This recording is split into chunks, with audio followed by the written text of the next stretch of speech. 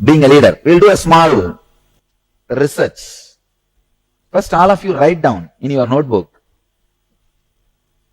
Write according to you what is absolutely mandatory to be a leader and express leadership effectively. Please understand. Absolutely mandatory to be a leader. The truth is, understand the leadership. When you are able to express yourself completely and able to lead yourself or the team productively, is all leadership. Look inside all these qualities. Many of you would have expressed leadership consciousness many times without any of these qualities. Without many of these qualities or any of these qualities. Come up and give me one example. Many of you would have achieved the leadership quality in many places without having empathy, without having focus, without being trustworthy, without knowing time management. So many of you would have had. So many of you would have developed a strong vision after your success. After you became leader, not before that. This is all rewriting history. When you started, nothing would have been there. Because suddenly you are successful, you write your big autobiography. Come on. How many of you had some incident expressing leadership in your life without any of these qualities? Come up and say, come up. You see, actually, what you classify as weakness, as strength, as I told you yesterday itself, it is just looking from different angle. That's it. So all I am saying, whether you call it as a strength or weakness, whatever you define it, finally you can look at this as from the angle of strength. When you look at from the angle of strength, they don't have a meaning. So when you look at from the angle of weakness also, they don't have a meaning. It is just your will. If you have a will, let me be a servant, you are servant. If you have the will, let me be a leader, you are a leader. That's all. That is all I am saying. I am not saying there is a theme and after that you need one or two. I am saying that is all. Which is now the mind feels frightened because it has to give up all the very caring, comfortable words which it preserved. Understand, the simple truth is, except will, nothing is required. You just need one paper and pen, write it in a paper, I am a leader, paste it on your forehead and live like that one. That's it.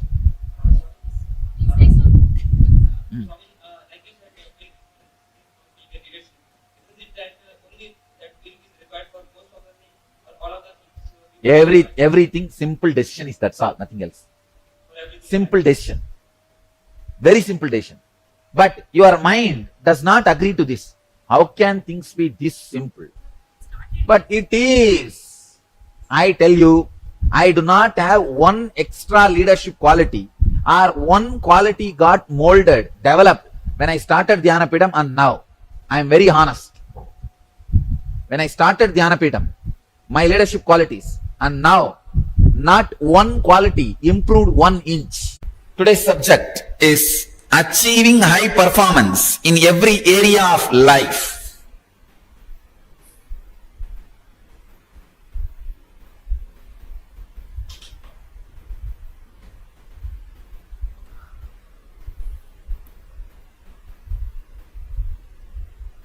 If I have to give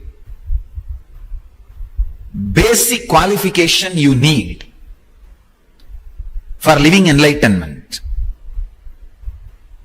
please understand, I am giving you a basic one-line qualification to live enlightenment. Be a high achiever, that's all. Whether in your body or mind or soul or consciousness, in any line, be a high achiever. A simple, innocent, flowing high achiever. I don't mean being high achiever by swindling others. No. By putting others down. No. By grabbing others' wealth. No. Not by looting. Be a high achiever in anything you do. If you are sweeping the floor, be high achiever in that line. If you are just making garlands with flower, be high achiever in that line. Be a high achiever in anything you do. Having tremendous curiosity, life. What stops you from living fully? I can say simple reason. What stops you from living fully? Nothing but simple laziness. You don't want, that's all, nothing else. Living fully, oh no, it's okay. Feels too much. What for? You sold your life to your boss. Don't be foolish. You always think, why should I work so much? Why should I think so much? What my boss pays to me, for that this much is more than enough. Don't be foolish. Your life is not just a bargain, or your life is not just given to your boss. Your boss may pay 10,000 rupee and you think, oh, 10,000 rupee worth, if I am productive, that's enough, my life is done. Don't you understand the foolishness in which you are caught? Just because your boss pays only 10,000 rupee, you stop your life worth of 10,000 rupee. Stop this nonsense. That is why I am saying, make your whole life as a non-profit. If you think your whole life as a non-profit, you know the profit which comes is not for the product you deliver, just to sustain your day-to-day expense. This is what I call having the attitude of karmanye vadikaraste mabaleshu kadachanaha. Do your duty, don't expect result. This sutra was always misinterpreted like a work, don't ask for money, salary. No. Work intensely, but understand what comes is not equivalent to what you are delivering. It is just to run your basic things. See, money is kind of a one system of the social mechanism. For example, there is a car. The car can run by petrol or gas, now even solar energy. Money is like a one system, one fuel. But unfortunately, if you are stuck with that one fuel and bargain your whole life, trade your whole life for that one fuel, you are a fool.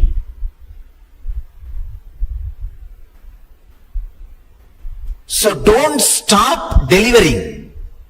Don't stop thinking extraordinarily. Don't curtail. Don't snub.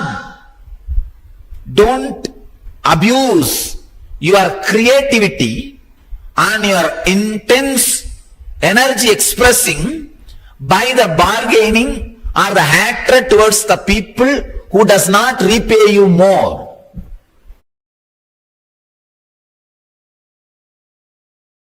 Ishwaratva means functioning from the cognition that I am the Ishvara, source of everything, Lord of everything. I am not teaching you arrogance. I am not teaching you ego. Please understand. I am not teaching you ego. I am not teaching you arrogance. Actually, when I am the source manifests, your ego will not be killed. It will be just swallowed. It will be swallowed by Sadashiva. I am not teaching you arrogance. I am not teaching you egoism. I am teaching you the precise truth which will let the bioenergy manifest through your biomemory. Understand? If you decide, I am the source Just by putting your hand on people, you will heal them. Even if you are a doctor and doing thousands of surgeries and healing people, you may get the punya of being a doctor.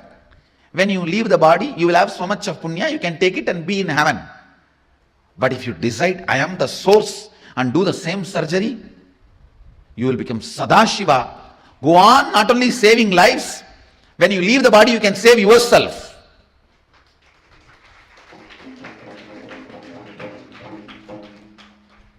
Anything you do, if it is from the decision, I am the source, not only you will be useful for others, you will be useful for you. That decision evaporates all the hypocrisy. Understand? That decision will not come to you if you are sitting and waiting for logical analysis. It has to enter in you only rudely. Just 5 people have to hold both your hands, both your legs. Somebody has to open your mouth and put this understanding inside you. I am the source. Fundamentally, you try to establish the seen is independent of seer, so that you can put the responsibility for your life on others.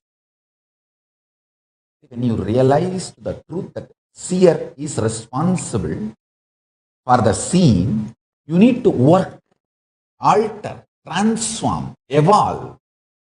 That's too much of work. You can always say, oh, no.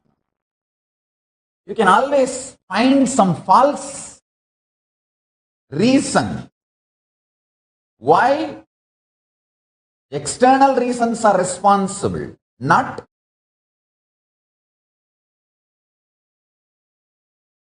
your internal existence. So fundamentally, you try to build a narrative, grand narrative of the existence is independent of seer. Once you believe this, once you are convincing, once you are able to convince this false delusory idea within you, then you start blaming, then I am not responsible for what is happening outside. Then he is responsible, she is responsible, everyone. So if your Guru is asking you to look in and find you are responsible, abuse him also. Understand? The fundamental delusion is making the seen independent of the influence of the seer. Then the seer can claim always victimhood. Understand? Unfortunately, the cosmos will make you a victim if you continuously claim victimhood. Fortunately, cosmos will make you a leader if you continuously claim and realize that you are the leader and responsible for everything. That's the beauty of life. That's the beauty of life. Even to cheat others, never ever use victimhood, because you will start believing it and cosmos will say tathastu to it. Never. Never do that mess. Understand? This one curse I will never want even my enemies to have, even people who cherish enmity towards me. I will never want them to have this suffering. Feeling that they are victim of the universe or the cosmos or the humanity or the whole. More and more you understand, seer is source of the seen. You become leader. You are empowered. You are empowered. You are empowered. And you start building a beautiful space which is absolutely protected, and you start radiating that sweet powerfulness as your fragrance. Understand? I tell you, What you build consciously inside will give you confidence. I tell you. If you all have the spiritual truths I taught you is enough to run your whole life, even for your economical needs, then you are a Shivagana. Because that kind of a strength comes only if that becomes your fragrance. But I tell you,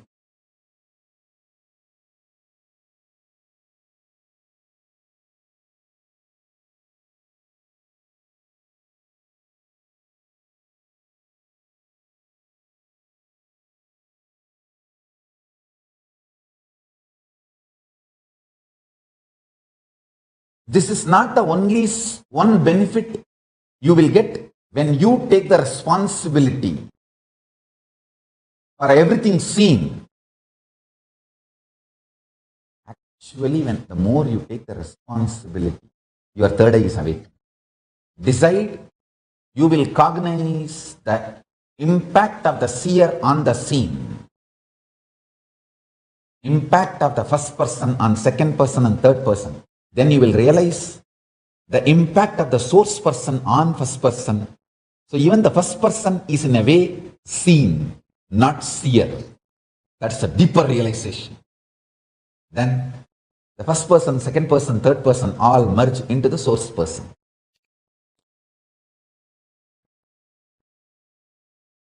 I think I said it. I'm so happy I said it.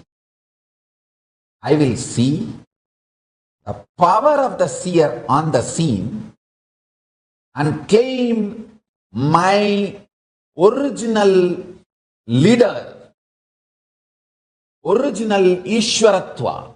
Understand? The original leader in you is Ishwara. Claiming that original leader, Ishwara, in you and sacrificing your first person, second person, third person for that to recognize the original Ishwara is Tyaga.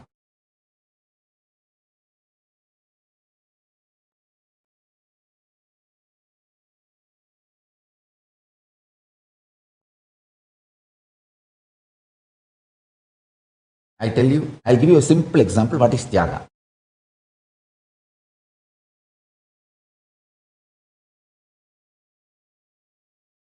Listen carefully.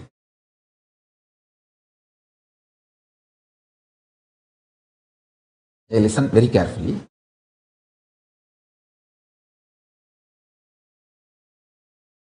In Indian villages, they will cook rice in a pot. Once everything is boiled, they will remove that starch water. Never the pot or the cooked rice feels it is renouncing the starch water. For the food to be tasty, to be used, to be consumed, you need to remove the starch water. Over. It is as simple as procedure.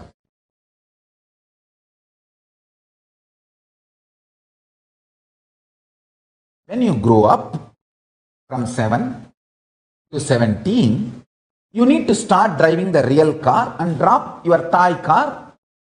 Maybe give it to other kids who are still kids to play. It is just a procedure. It is just existence.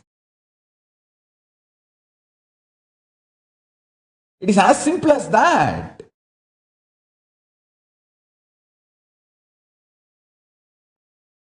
I tell you, feel oneness with Tyaga.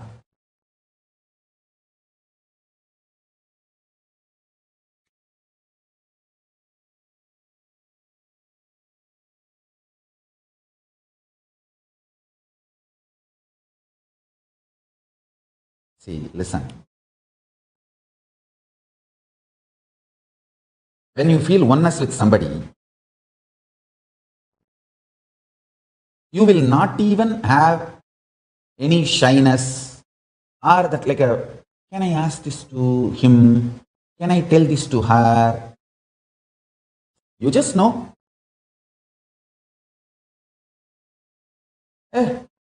Me, my extension.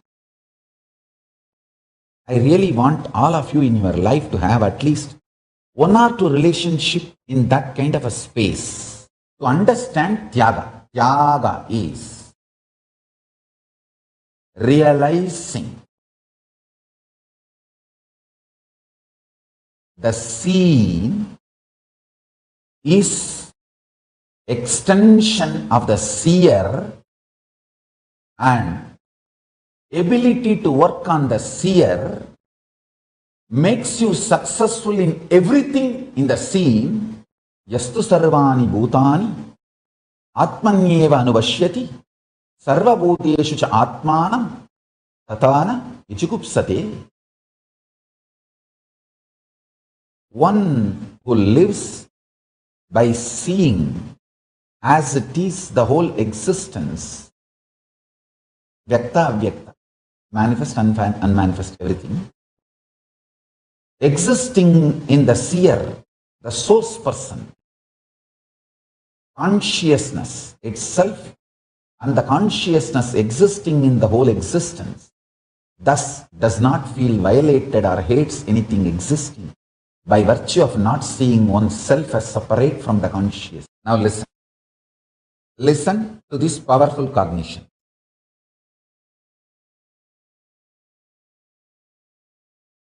Understanding the impact, influence, power of first person over the second person and third person makes you leader. That's the first cognition. Second,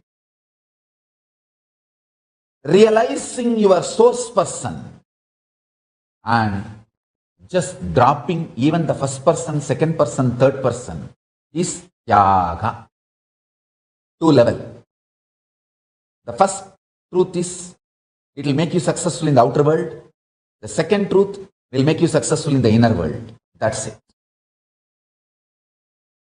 Hold these two cognitions and sit.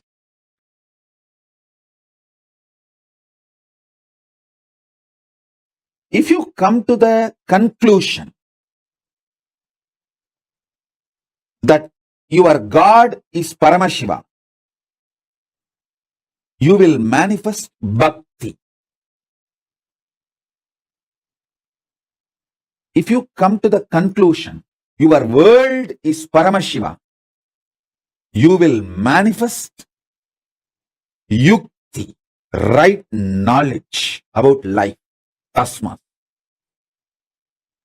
If you come to the conclusion your individual self is Paramashiva, you will manifest Shakti. Listen, I will repeat. If you come to the conclusion your God is Paramashiva, He decides when you will be born, how you will be living, when you will leave the earth, where you will reach. If you cognize that, if you understand that your God is Paramashiva, He is living intelligence. Independent intelligence, living alive right now, you will manifest so much bhakti. Wow!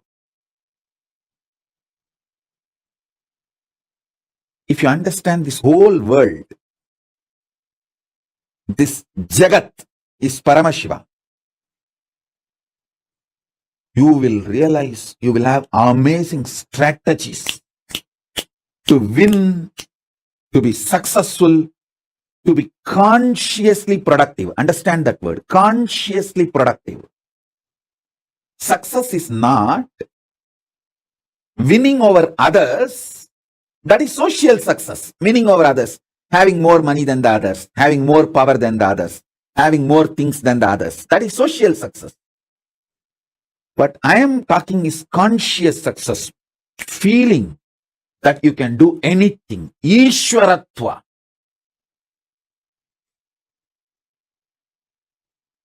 That comes to you when you know this Jagat is Paramashiva. Yukti, amazing yukti. Anything you see, you will just know the strategy to deal with it, live with it. When you come to the conclusion, your soul, Jiva, is Paramashiva, you will just manifest Shaktis. Listen.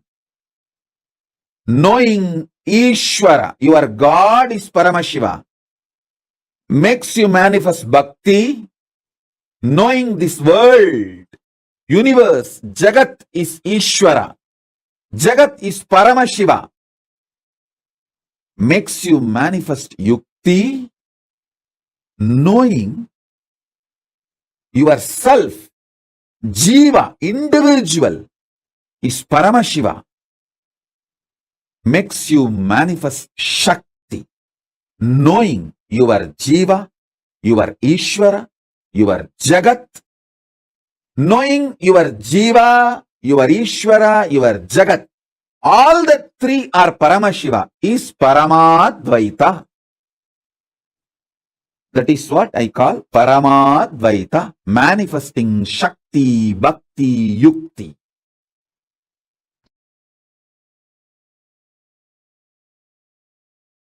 Responsibility and the unique relationship responsibility carries, the unique equation it carries to construct the reality of your choice. Let me define responsibility once more. Please listen. I am defining responsibility. Living and responding means thinking, feeling, acting, cognizing to life from the truth that you are the source of everything. Therefore, you are responsible for all happenings inside you and around you. Responsible. Please be very clear. The person who talks as only one reason of making you responsible, I am responsible to make you experience responsibility as I experienced. Person with eye is responsible to give vision to a blind person. Person with wealth is responsible to guide poor man to wealth. Person with power is responsible to make powerless people to become powerful. Person with energy, he is responsible to make energyless people with energy. Person with knowledge is responsible to make ignorant people knowledgeable.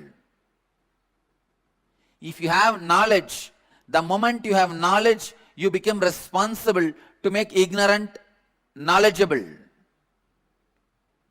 If you are powerful, you become responsible to make powerless powerful. If you are wealthy, you become responsible to make poor wealthy. Listen, I am not saying distribute your wealth. If we are having 10 poor people and you distribute all your wealth to the 10 poor people, we will have 11 poor people, that's all. With you, we will have 11 poor people. One more poor person. No. I am not asking you to distribute your wealth, but take responsibility of educating them and making them rich. Anything you own, you become responsible to share it. Make it grow. Don't feel responsible for anything. There are only two types of human beings. Listen. People who feel responsible become leaders. People who don't feel responsible continue to be slaves. There are some people don't feel responsible even for their own actions because they forgot their action is going to bring this result. Many times, even when they plan for business, they only plan if it fails, whom they will hold responsible, they don't plan to make it successful. Holding somebody responsible is not going to solve your problem.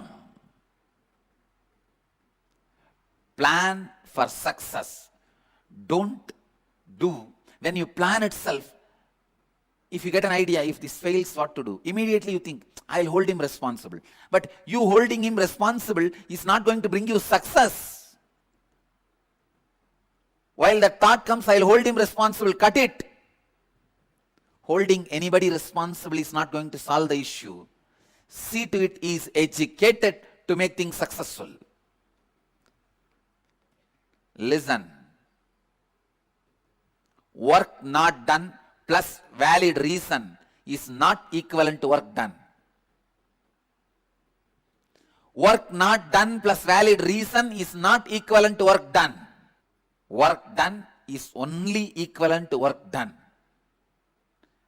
Anything else is not equivalent to work done. People who don't take responsibility even for their own action remain as slave forever. People who take responsibility for their action live as human beings, a middle class life, one house, one car, one wife, 2 kids, maybe one affair somewhere. A middle class life, what I call neo-middle class, happening in India. Life lived as mediocre, middle level, is not going to be fulfilling. There is another one class. People who take responsibility even for others' actions. When you take responsibility even for others' actions, others' irresponsibility, you become leader. Even if you are not reason for certain happening, if it is affecting you, only if you take the responsibility you will solve it. Whatever may be disturbing you and your life's mission, whatever may be disturbing you and your life's mission, even if you are not reason, you are responsible. Listen. Being a reason is different. Being responsible is different. Many times, even if you are not directly reason, only when you take the responsibility, it is solved. Leaders are created with a DNA of responsibility. Responsibility is the software for leaders' inner space. Not only take responsibility for your actions, take responsibility for everything which affects your life, even if it is others' actions. Only when you feel, when you decide you are responsible, you will even look into the direction of solving the problem. Only then you will solve the problem. Till then, you will be just blaming, he is responsible, he is responsible, he is responsible, he is responsible. All right. Blaming each one is responsible is not going to get you successful.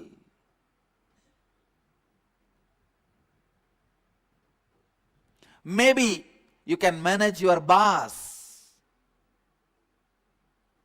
saying, he is responsible, he is responsible, he is responsible. Why we don't take responsibility? First step in our life, if you are receiving 10,000 rupees salary from your office, you think, for the 10,000 I am taking already enough responsibility. Why should I take more responsibility when they are paying only 10,000 to me? Don't be foolish. Taking responsibility is first going to help you to live an expanded life. It is not the favor you are doing for your boss. Listen. First thing you need to understand, the 10,000 which is paid is not equivalent to you and your service. Second, you need to understand, by you not taking the responsibility, You are not destroying your boss's possibility. You are destroying your possibility. It is like you destroy your possibility and you think your boss will be suffering. You drink poison, you expect your boss to die. When you don't take responsibility, you destroy your possibility. First, decide you are going to be in your peak possibility by constantly taking responsibility. Taking responsibility is the right mental setup. It is not that you are doing some favor to somebody by taking responsibility. By taking responsibility, you are doing favor to yourself. It is the greatest favor you do to you. When you break that pattern, why should I take the responsibility? Your life starts. When you build the pattern, why should I take the responsibility? Your death starts. When you stop taking responsibility, even if you are alive, you are not living. You are waiting to be buried.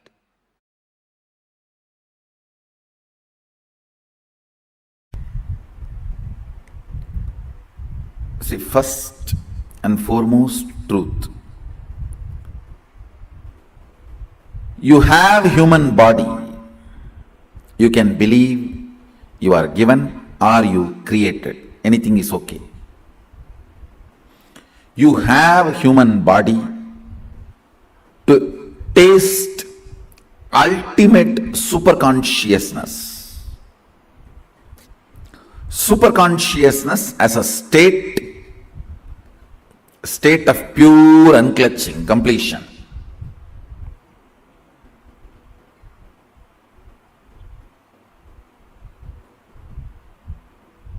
Superconsciousness as a pure state of completion.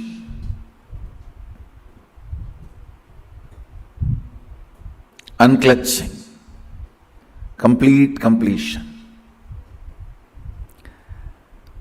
Same superconscious operating space.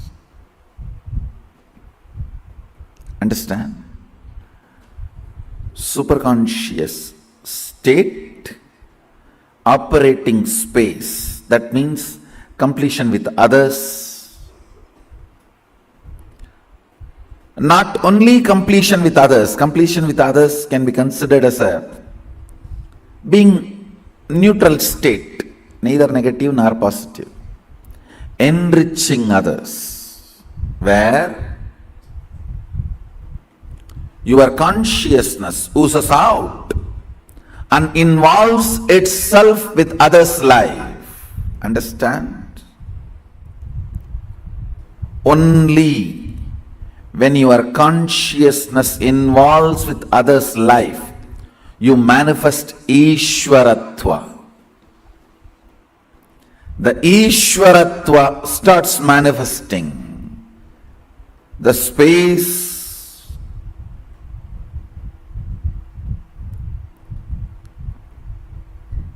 where you lead. Understand? Everyone wants to be a leader. Really, everyone is interested. They want to be a leader. They want to help humanity. They want to show humanity how life should be.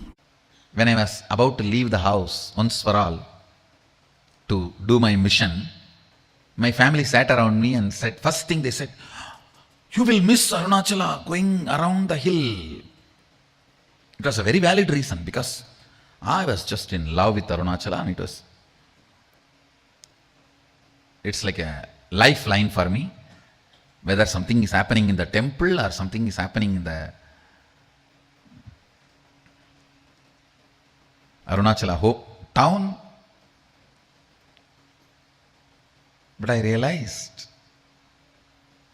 that is not going to be purpose of my existence.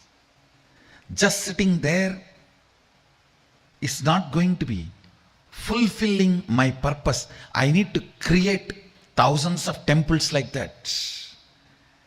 I took my birth there to have training, not to stay there. I have to create thousands of temples. If I am sitting there, I will not be creating. Listen carefully. Sometimes the juicy choices pose as if they are freedom, but they are not.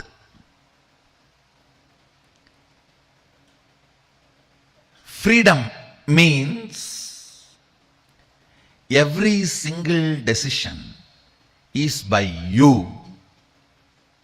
Ishwaratva, only that brings completion.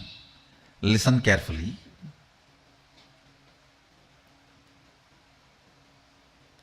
Many times, the choices which you think as freedom was inserted into you by the advertisement and promotions, or the others' opinions, false views, wrong remembrance. Please understand, you always think your college hostel period was a golden period of your life. But actually when you are living there, you are so much all the time afraid of the warden and the whole life was hell. You just want to get out and get a job as early as possible. This is what I call wrong remembrance. Which was not joy, you remember it as joy because you forgot how it was originally when you lived. Always the wrong remembrance of the past makes you take wrong decisions about future. I have seen.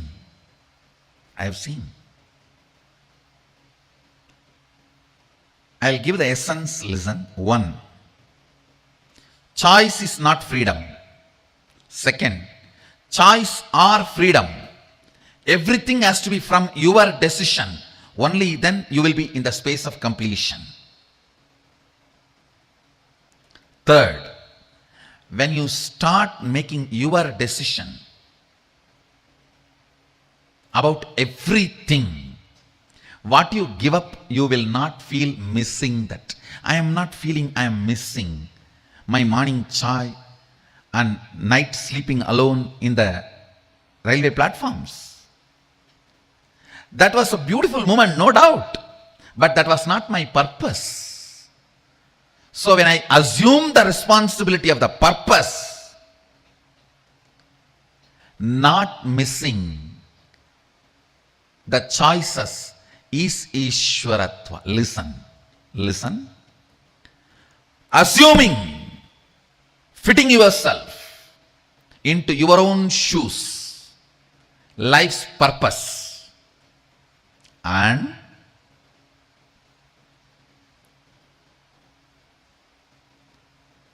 because of that maturity, not missing the so-called choices brings Ishwaratva to you. When consciousness manifests, it swallows all. Length, breadth, depth, time, space, all. I am telling you, you have consciousness which can just swallow the time. You can apply this science very practically in your day-to-day life. You can make it into reality. Anything which you think may happen in future, for example, you are working 8 hours a day. In the same way, if you work, you will make $1 million in 2 years.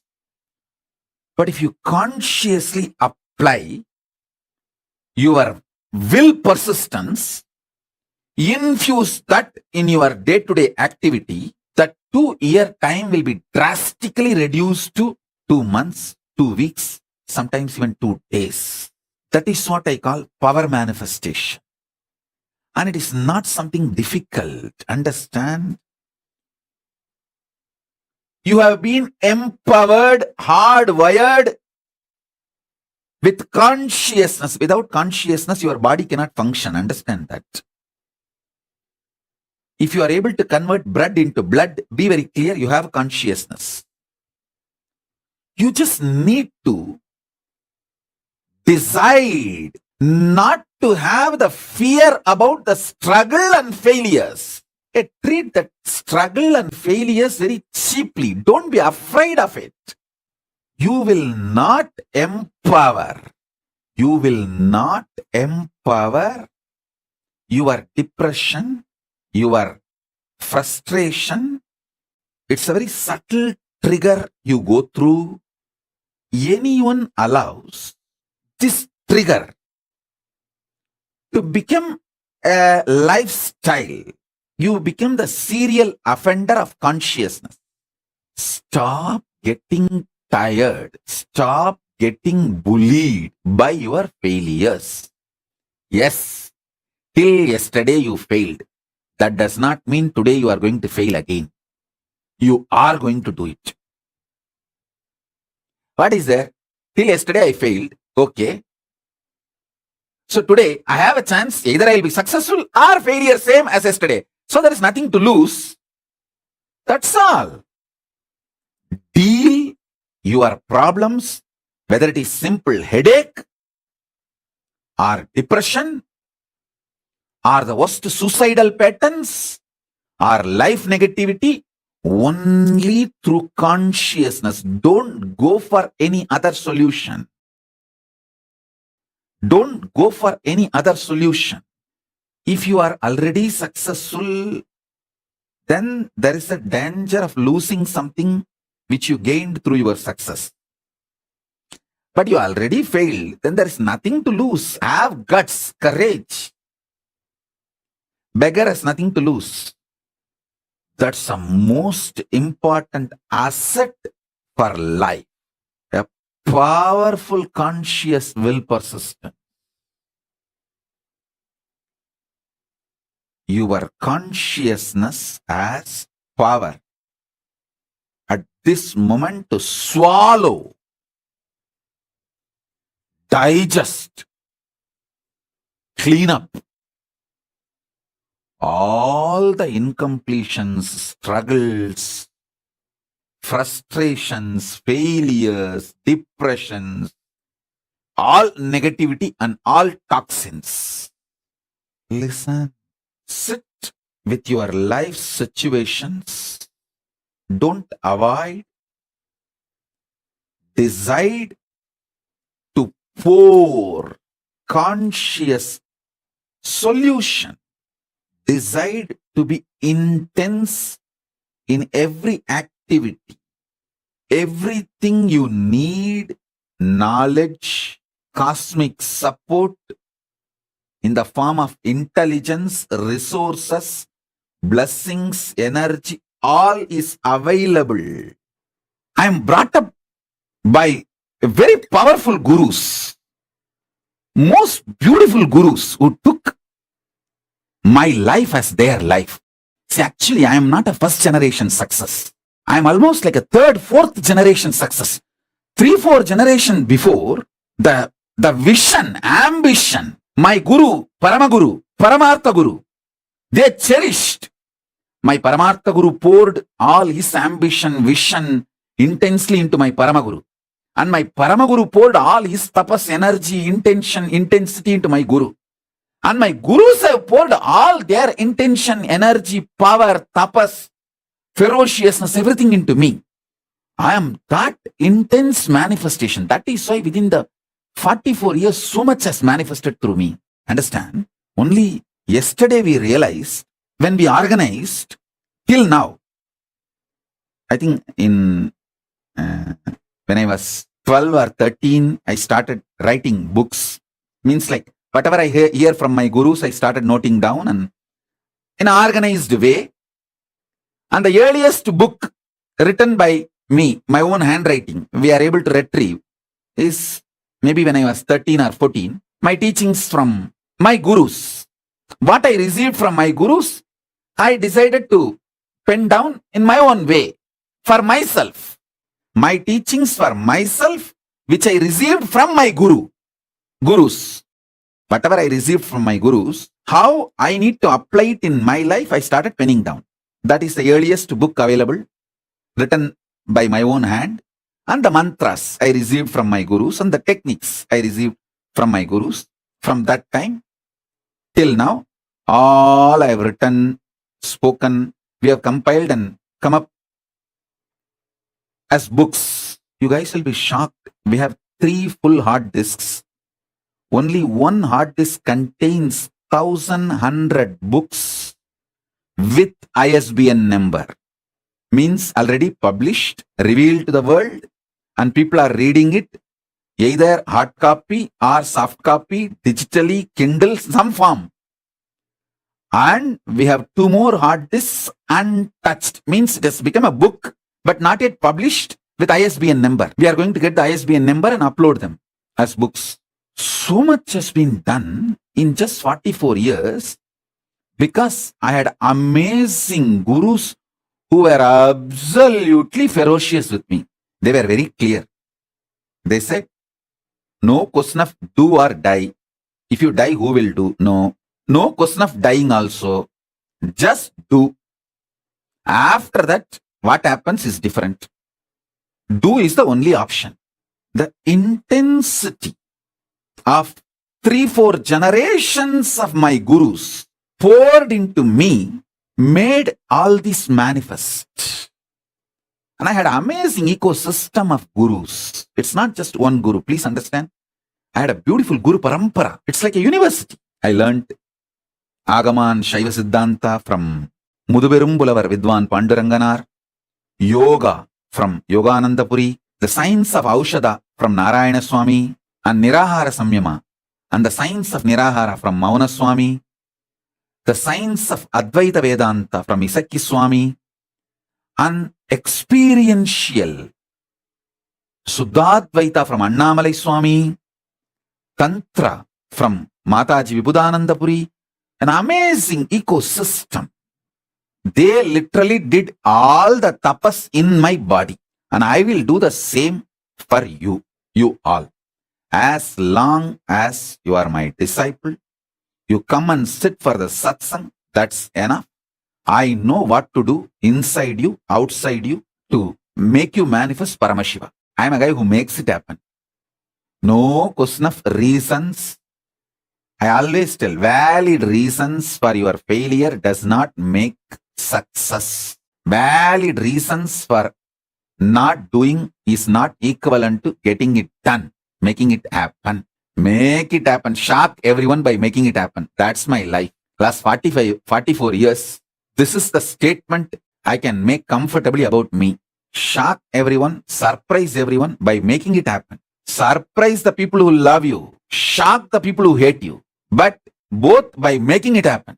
Whether I surprise or shock, it's always by making it happen. If I start 10 projects and only one is successful, I will start 10,000 so that at least 100 will be successful.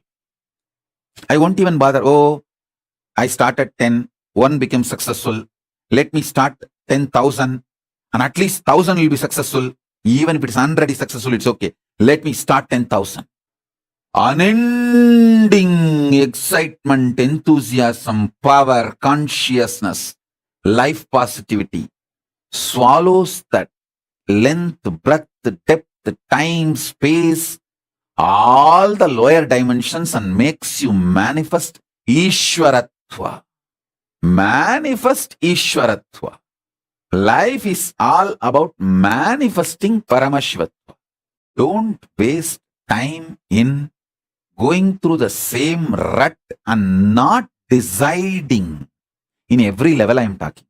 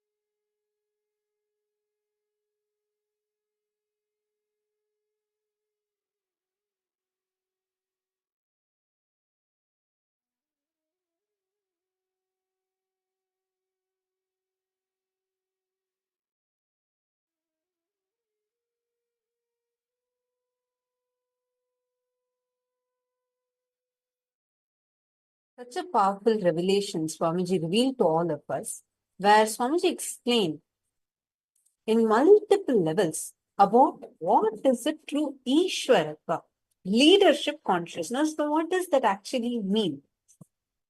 Like Swamiji explained, you don't need specific qualities for becoming a leader. It is the very consciousness you carry. That consciousness that you carry decides whether you're going to be a leader or not.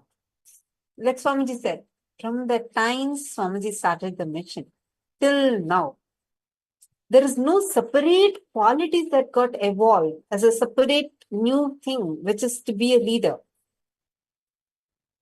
It is a simple decision to persist, that decision to make it happen. Now, how many of you here actually really want to have a breakthrough? You want to manifest this leadership consciousness inside of you. Can I request all the participants to post here? How many of you here want to become that leader, like the way Swamiji said?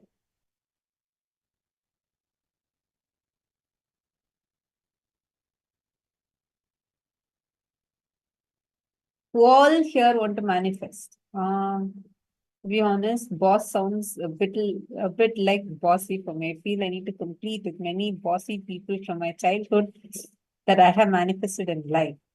Ma Lala Picard.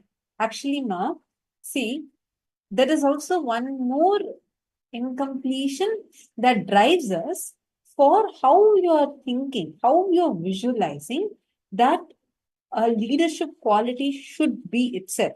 Whether, see, for example, let's say that from a very young age, you're being dominated by someone else or bullied by someone else or overspoken by someone else, and you always felt shadowed. Then those cognitions, those powerlessness that you carry inside of you only starts manifesting, starts dictating to you how you want to be a leader. When you say that you want to be a leader, you'll start having those qualities. Even though you hate those qualities, unconsciously that will start coming through you if that incompletion is retained. Are you understanding? Can I request all of you to please come on camera? Nityanandam, Ma Lala Picard, Ma Kalahantrikananda, Ma Ayana. Please kindly turn on your cameras. Wonderful to have all of you sitting here with us. Nityanandam, nice to see you, Ma Lala. Ma Eturika Diana. Can I request you to please come on camera?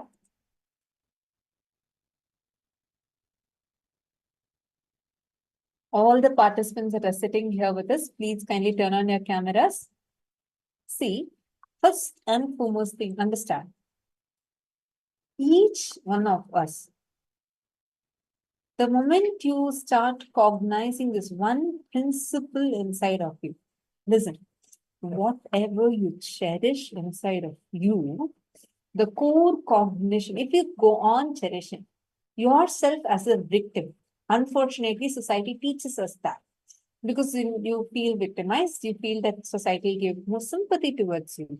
You will feel like, okay, a lot of people might come and talk to you nicely. No, if you feel victimized inside of you and cherish that, be very careful, because exactly that is what cosmos is giving catastrophe for. And you will manifest more and more situations which will force you to be in that victimhood really. Instead, if you feel, I am a leader, I am therefore responsible for everything, taking that responsibility, that is what makes you a leader. That responsibility, not as a task, not even as a duty. There's nothing called duty. Instead, from the core cognition, hey, I am the source of everything, therefore I am responsible for everything. How many of you are catching this so far? Can I request all the participants to please kindly come on camera? Keep saying this. This is very important. I do not want any one of you to miss this.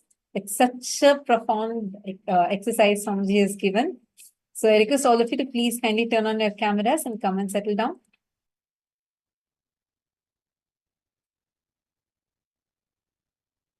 See, are all of you so far, are you all with me? Are you all understanding this?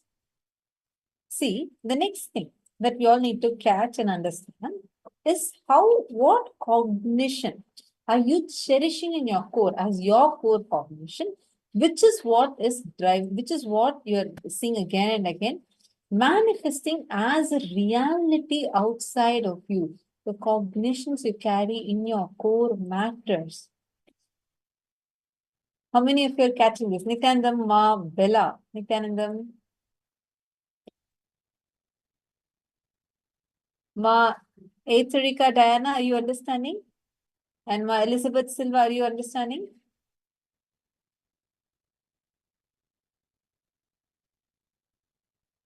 Okay, Ma, Elizabeth Silva has posted. The last projects I did to be my own boss didn't come to fruition.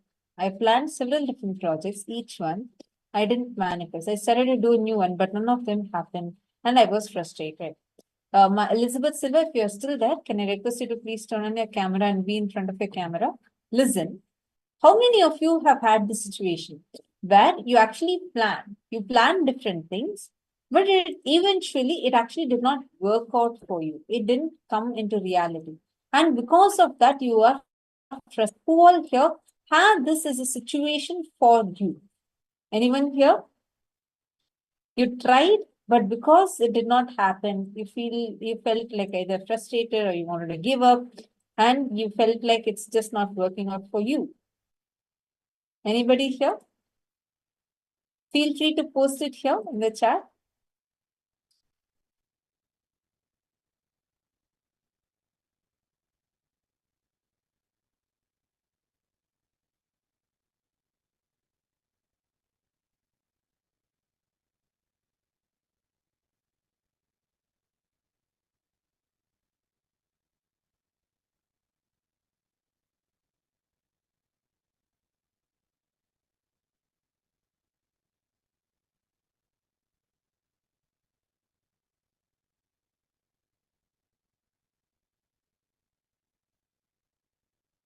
How many of you are catching this so far?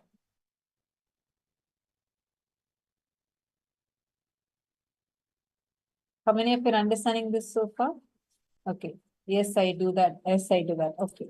So now when you have this cognition, hey, I have actually tried so many things. Still, I'm ending up in this exact same situation. First thing, understand that means there is an incompletion inside of you from some past incidents, whether it is the past cognitions about being a boss, about leadership qualities, leadership consciousness, the very terminology of a leader, and the past failures that are sitting inside of you, frustrating you, making you feel like I want to give up on me. You have to spend a few minutes with that and actually write it down. Can I request all of you? Sit and listen. Actually, Ma Lala, Ma Ananda Mahapurna, write it down. And Ma Elizabeth Silva, actually sit and write that down. All of you, listen carefully. How many of you really want to come out of this feeling? See, cherishing this victimhood. Victimhood means you feel like I have tried so many things.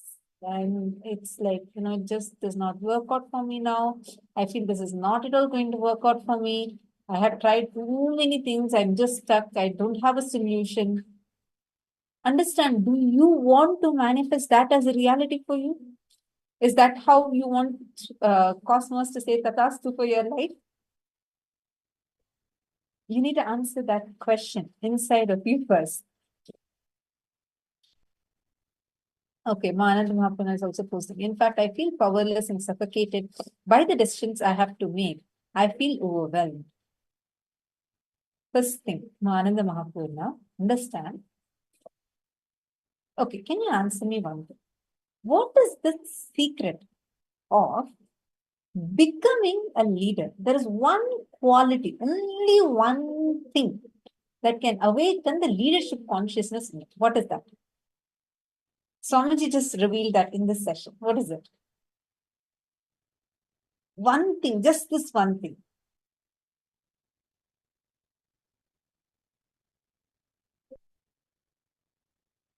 What is that one thing that makes you as a leader?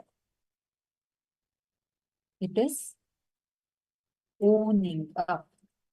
First thing, see, don't feel, yes, responsibility, owning up. That's right, Malala, responsibility, which is basically you owning up your life. First, the powerlessness, suffocation that's happening inside. Just ask yourself this one question. You don't need to ask to others. You don't need to admit to others. You don't need to tell others. Ask yourself, really, do you want your life to manifest this suffocation that you're saying no? Do you really want your life to manifest that suffocation as a reality? Be very careful what you wish for. Because if you are cherishing that in your inner space, really life will manifest that for you. Do you want that? Or do you want to be a powerful person, a responsible leader, a person who's able to be a leader, manifesting the leadership consciousness through you? How do you want to be? Say, I'm not asking you how you're feeling currently right now.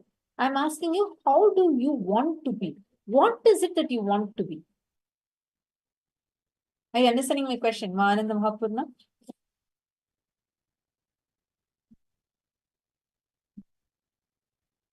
How exactly do you want to be? Could you, yeah, see a thumbs up, could you type and post? Please post how you want to be. Do you want to have this suffocation, this victimhood, everything manifesting as reality, or do you want to be a powerful person? If you want to be a powerful person, what do you define as that powerful person? How do you visualize? If you say, okay, Ma Ananda Mahapurna as a leader, how do you actually visualize? Could you please share that here?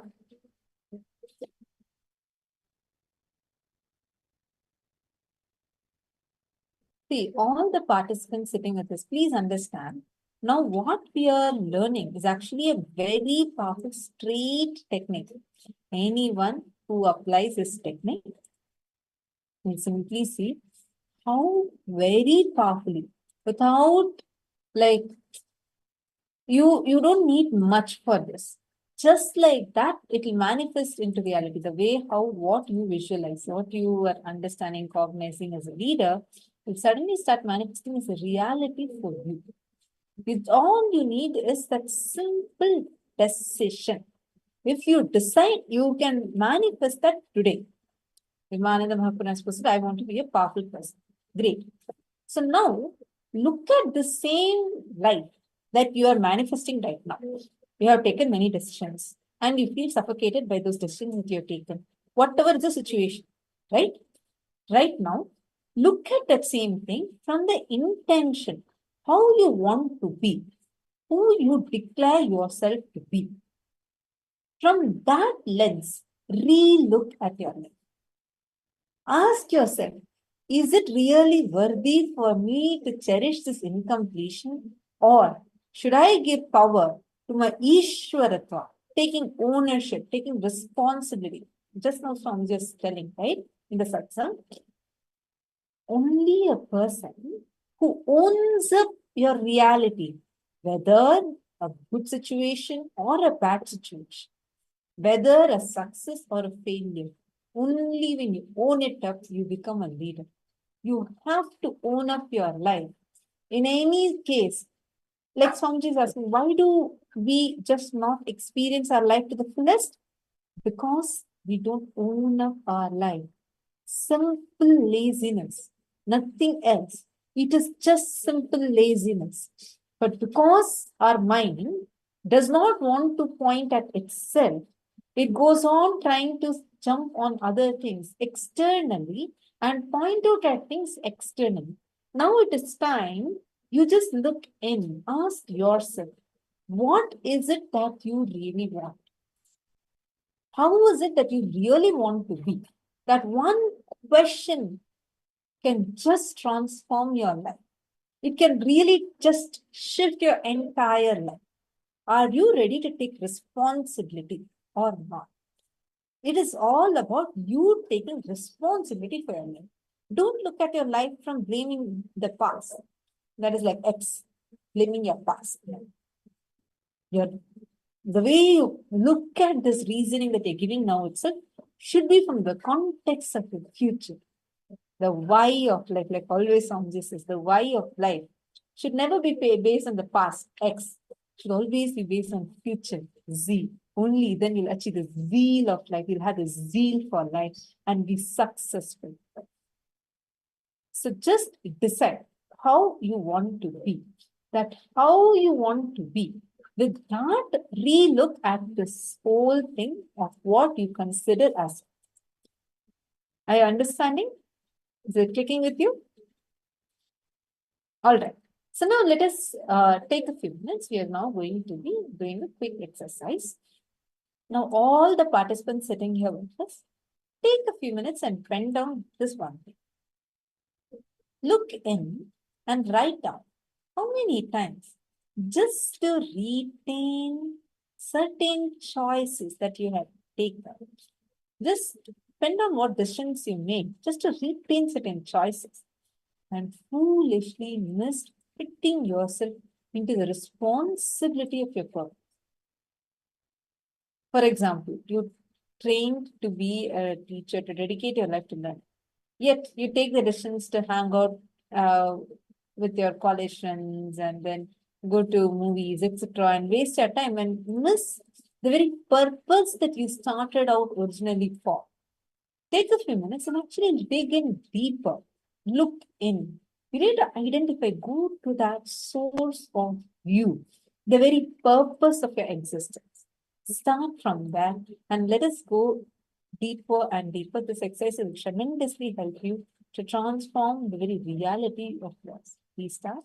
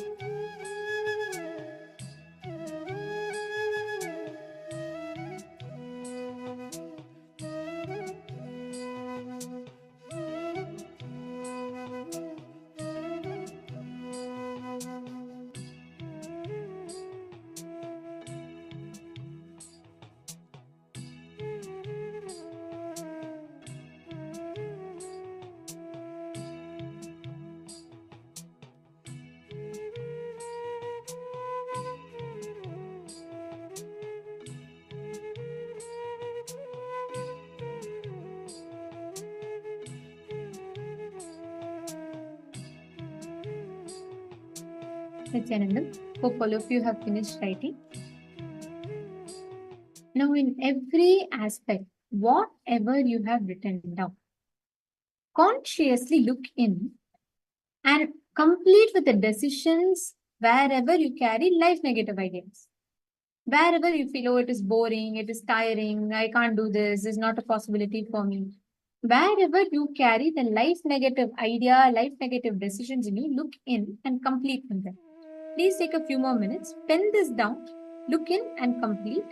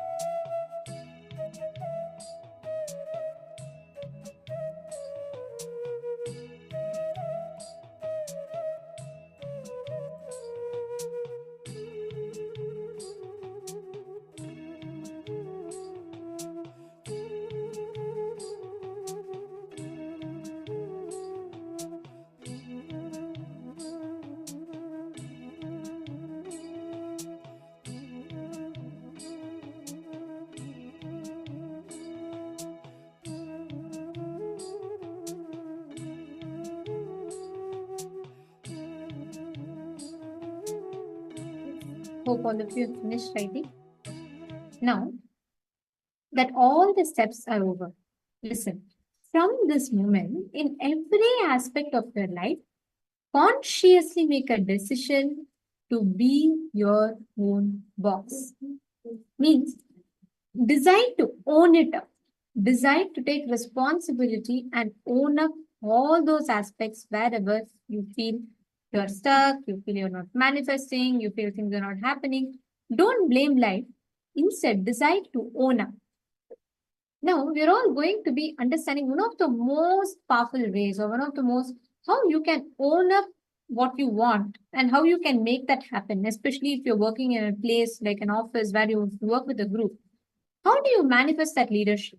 There's a very beautiful aspect called collective integrity, which Swamiji has revealed about, which is what we're all going to be listening to now. Let's all enter into this session.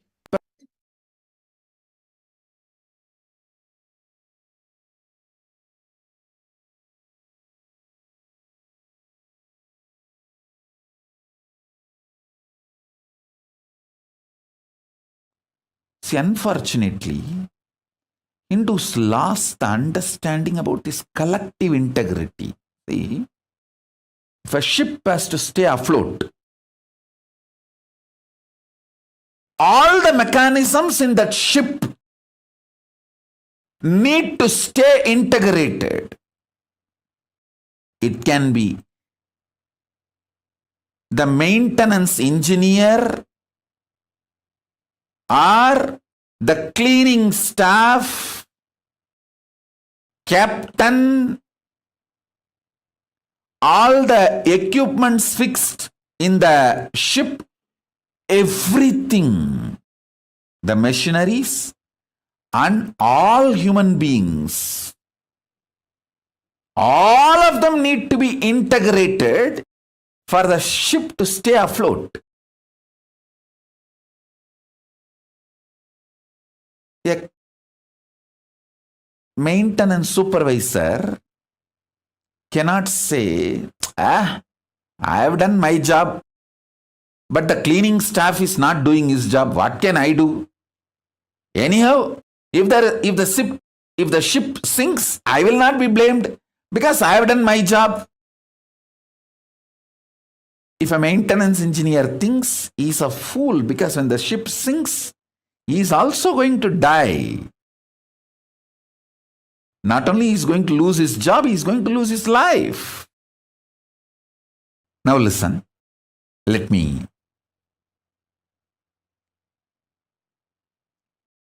tell you.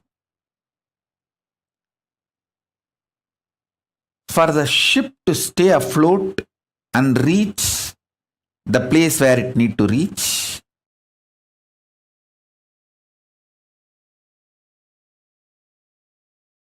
everyone in the ship need to be integrated. It's called collective integrity.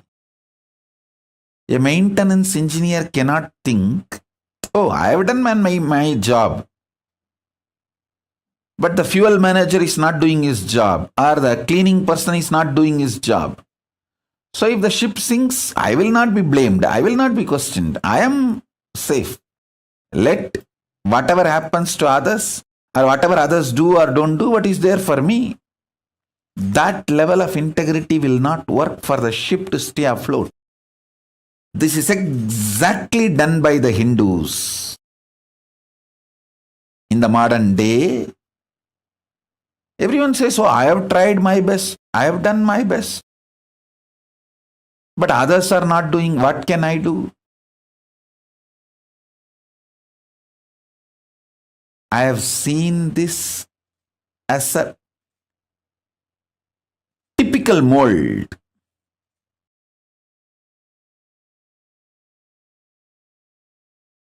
All my Sangha, the Kailasa, all over the world, listen, each one of you, even if you work with a small number of people, if you build collective integrity, you become a leader, you manifest Paramashiva, you become part of the Kailasa. Not just individual integrity, it is all about collective integrity.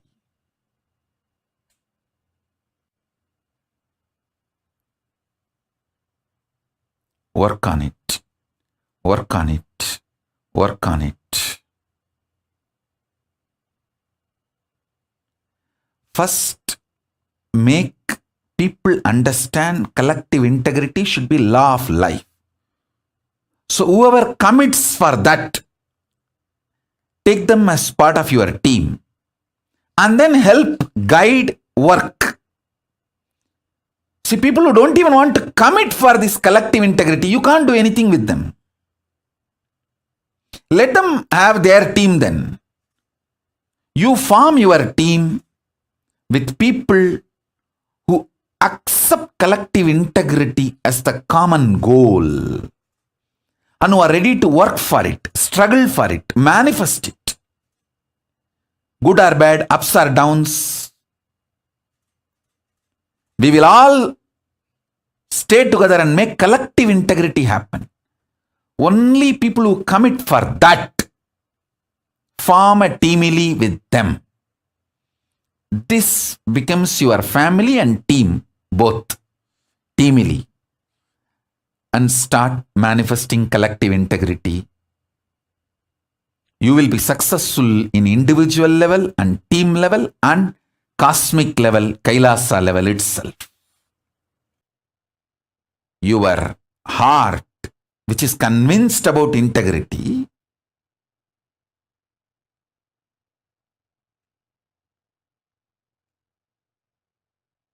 need to convince all the organs of your body and organs of your life. See, when I say organs of your body, you all understand. Heart, lungs, brain, intestine, all the organs. You all even feel, yes, I should convince all the organs of my body. True. But why should I convince the organs of my life? They should convince themselves.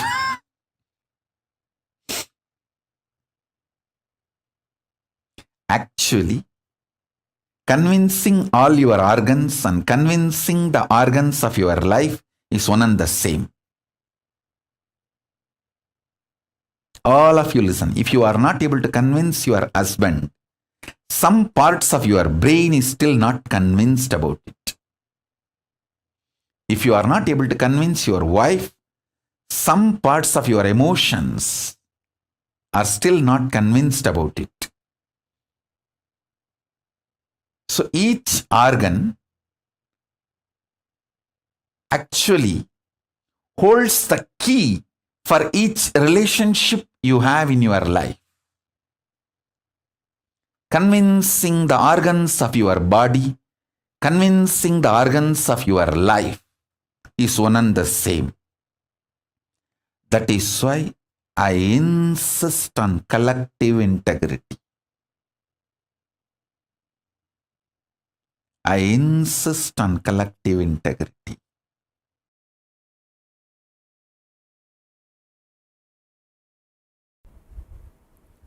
Your stomach pain will be directly connected to the cobwebs you have not cleaned in your bedroom. Your ulcer is directly connected to the outside veranda you have not cleaned your house. Don't think how can that and this be connected. Only if you have ulcer, stomach problems, your eyes will not even be aware of the dirt around you. If your eyes are not even aware of the dirt around you, something is boiling inside you. You are preoccupied. All preoccupation manifests ulcer, understand? All preoccupation. If you take haritaki powder, you will clean your house. This may all look very funny, very funny side effects. You think, oh, if I take haritaki powder, I'll clean my restroom. That I understand. Why will I clean my veranda? Live, you will understand. Many of these things are interconnected. Many of these are interconnected. If you take Aritaki powder and heal the ulcer inside, suddenly your words towards your mother-in-law will become soft and completion based. The relationship will develop. It's too funny. It is too funny. What affects what? Which one touches which one? It is too funny. Let me give you the precise solution. State is achieved by unclutching, completion,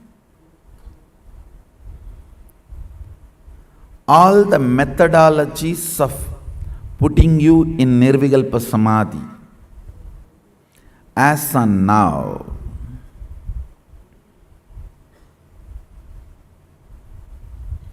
understand, I don't see any of my disciples at least manifesting any power without touching the Nirvikalpa Samadhi. And I also make sure you don't manifest powers before you touch the Nirvikalpa Samadhi, because if you start manifesting before you touch Nirvikalpa Samadhi, it will be Siddhi, not Shakti.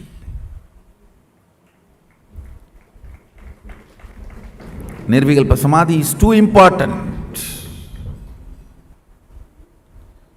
Nirvikalpa Samadhi is too important.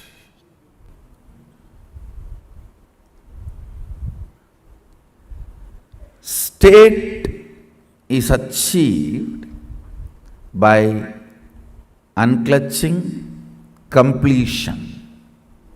Of course, ultimately by initiation. The Shaktipada puts you into the state of Nirvikalpa Samadhi, state of Sadashivatva, oneness with Sadashiva. The space is created by more and more completion with others. When I say completion with others, whatever you perceive or cognize as others, making them part of your oneness is completion with others. Understand, whatever you cognize as others, persons, river,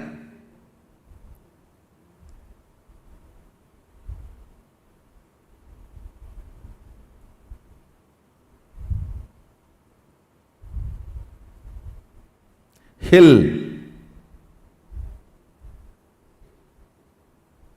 whatever you may cognize as others, imbibing them as part of you, getting them as part of you, making them feel as you, recovering your oneness with them is completion with others. Understand? I am defining completion with others. Anything, anybody you cognize as others, bringing the original cognition back that they are one with you, waking up to the oneness with them or at or it, realizing the oneness again is completion with others. Completion with others is not apologizing to others, understanding others.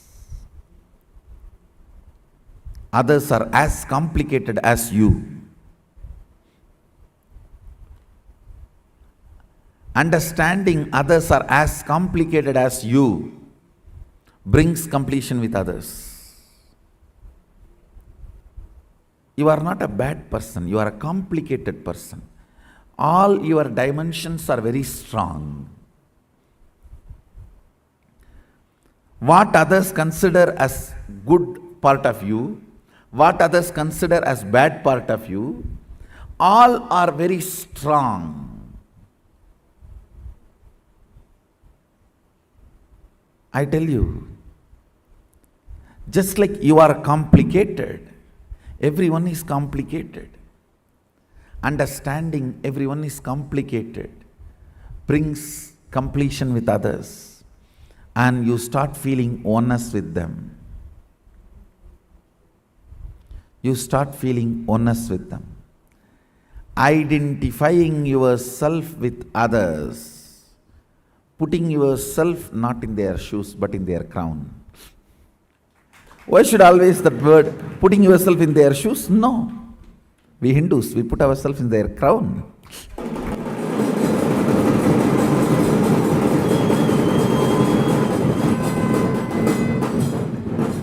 Understanding the complications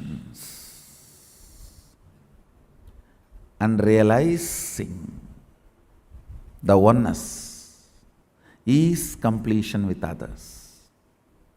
Taking responsibility and enriching. Understand completion with others, taking responsibility for others and yourself, and enriching yourself and others. This is what is creating space. Put more and more energy in that. All your patterns, obsessive, compulsive, reactionary patterns, are not worthy. Life, Paramashiva's powers are only worthy to manifest, celebrate, enjoy. Listen carefully. Listen intensely.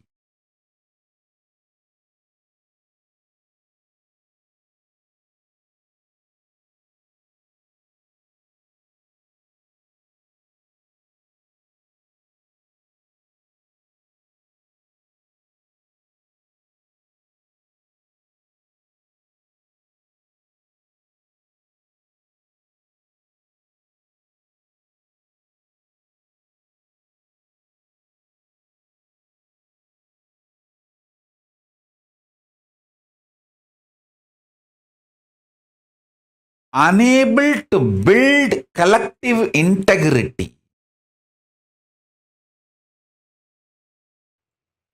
is just because of your obsessive, compulsive, reactionary pattern. Understand? Whatever stops you building collective integrity is your obsessive, compulsive, reactionary pattern. Sit and pen down what stops you building collective integrity around you.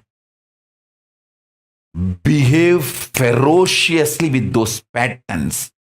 You usually behave ferociously with the people, not with the patterns.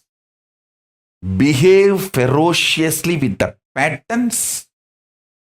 Behave cutely with the people. You do opposite. You behave ferociously with people and behave very cutely with your patterns.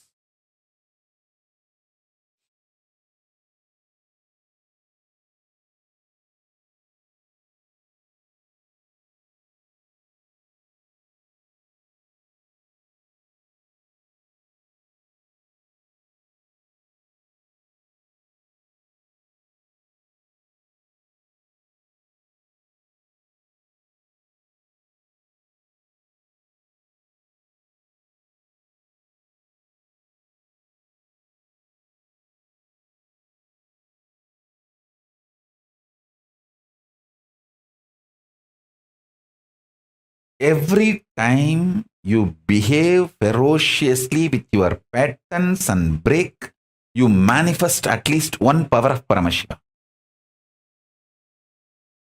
Listen.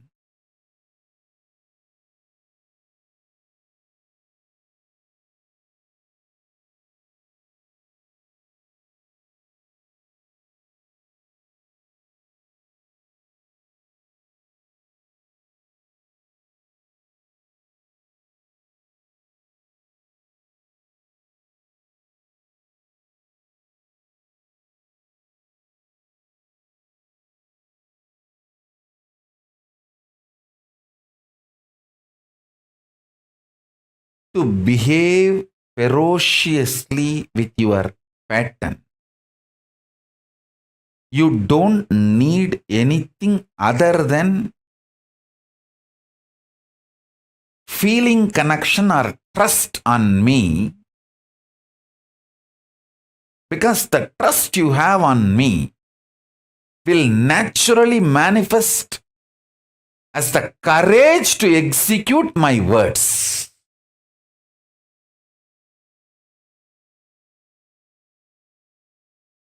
That is the way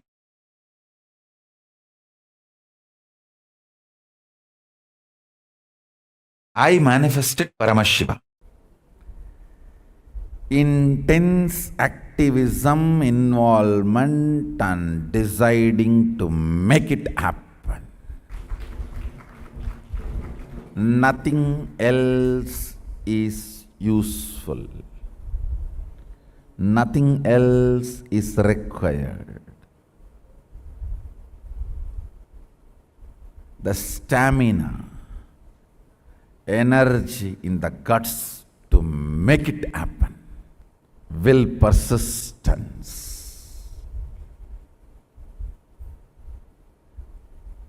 Do you know in how many places the oppositions I am facing? But I don't think even once, I don't feel cognized even once, nobody is supporting me.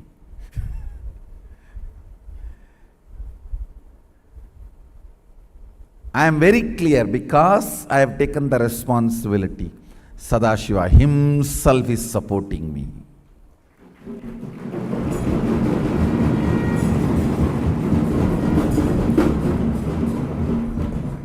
He himself is manifesting. He himself is doing everything. Understand, you will have in your inner space 10 choices. One, oh, I am trying every best, nobody is supporting me. One thought current. Loser. Losers don't sacrifice. Losers are the arrogant, abusive fellows. Out of arrogance and abusiveness, no sacrifice will happen. This is another one thought current. The one more thought current. Oh, if I take the responsibility, I am only questioned, I am not supported. You are given everyday food, that is a support. You are given all your basic needs, that is a support. You are given all the survival needs, that is a support. But nobody bothers about all the support available. They think, oh, all my work everyone will do and I will put my name, that is what is called support. So that is what if you are defining and expecting as a support.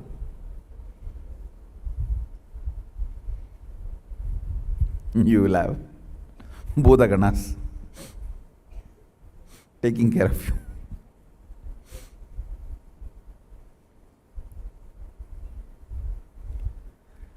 All these thought currents will run in you. It is you who need to decide to which thought current you are going to give life. To which thought current you are going to give life. You are an adult. Decide to which thought current you are going to give life. Your life is going to be like that. That's all. To which thought current you are going to give life, your life is going to be like that. That's all. Understand? Somebody decided to have a Ganga Snan and started his journey from Rameswaram. Today he may not have Ganga. He may have only the streams on the roadside to take bath. But only if he does not dilute his vision, goal, at least after 1 year, he will reach Ganga and have Ganga Snana. Today you may not be as you really expect you to be or as I really want you to be. You may not be. But only if you keep my vision for you alive and moving towards it, at least in next 1 or 2 years, you will be settled and radiating, manifesting that vision.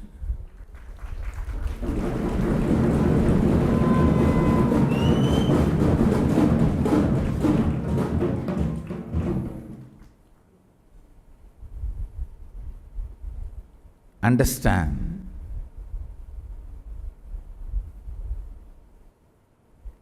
life happens to you when you decide to make it happen. If you are sitting, let things automatically come. Automatically only one thing will come, that is problems. Life happens to people who consciously decide. That is actually a good news. It comes to you only the way consciously you decide. Means what? You develop, you decide, you design. That's such a good relieving news.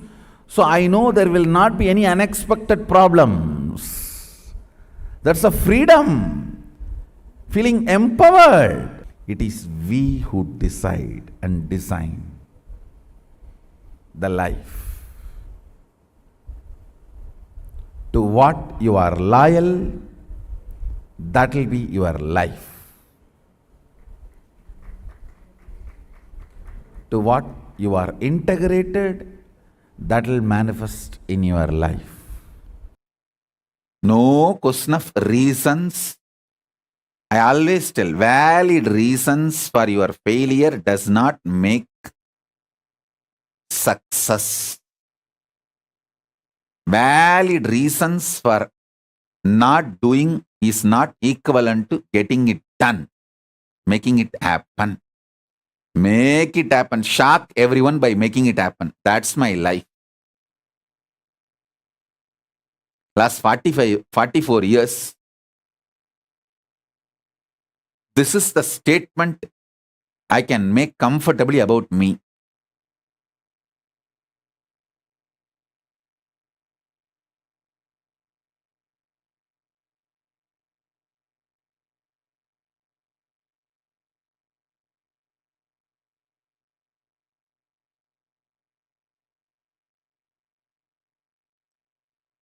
Shock everyone, surprise everyone by making it happen. Surprise the people who love you. Shock the people who hate you.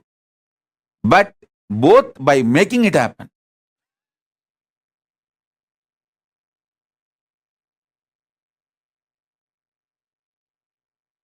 Whether I surprise or shock, it's always by making it happen.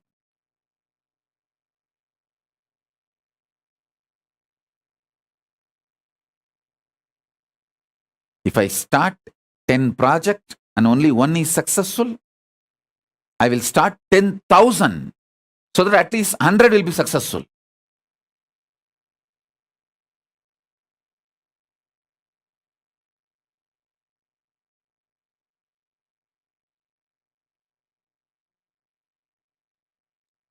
I won't even bother, I started 10, one became successful.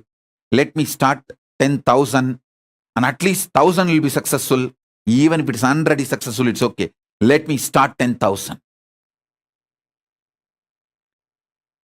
Unending excitement, enthusiasm, power, consciousness, life positivity swallows that length, breadth, depth, time, space, all the lower dimensions and makes you manifest Ishwaratva. Manifest Ishwaratva in every level. Hindu ecosystem as the highest utility value and behaving with collective integrity and as a support system for underprivileged people. Understand? Behaving with collective integrity and being a support system for underprivileged people, not just doing charity, not just helping during the crisis, even in the regular life, supporting and raising the quality of life of the underprivileged people is the highest rate among the Hindus. Whether you see the Tamils in Canada or Patels in United States of America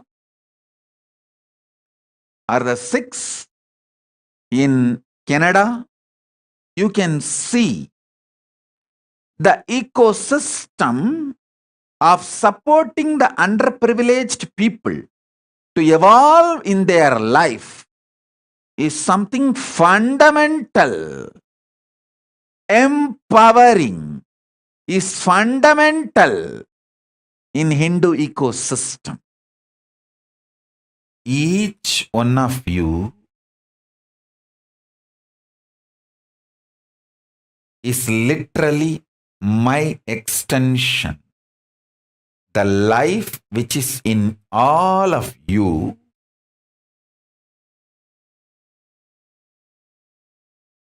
and the life which is inside me, all of us are extension of the same source, Paramashiva.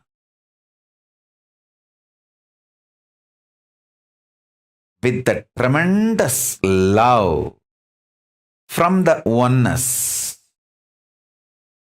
It's like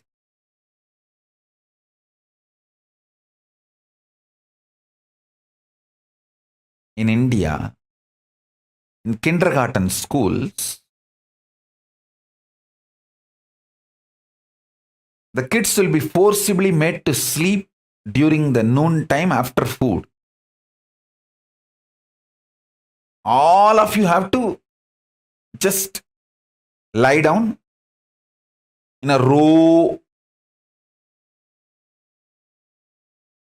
and naturally kids, when they have so many friends, they don't want to sleep, they want to play.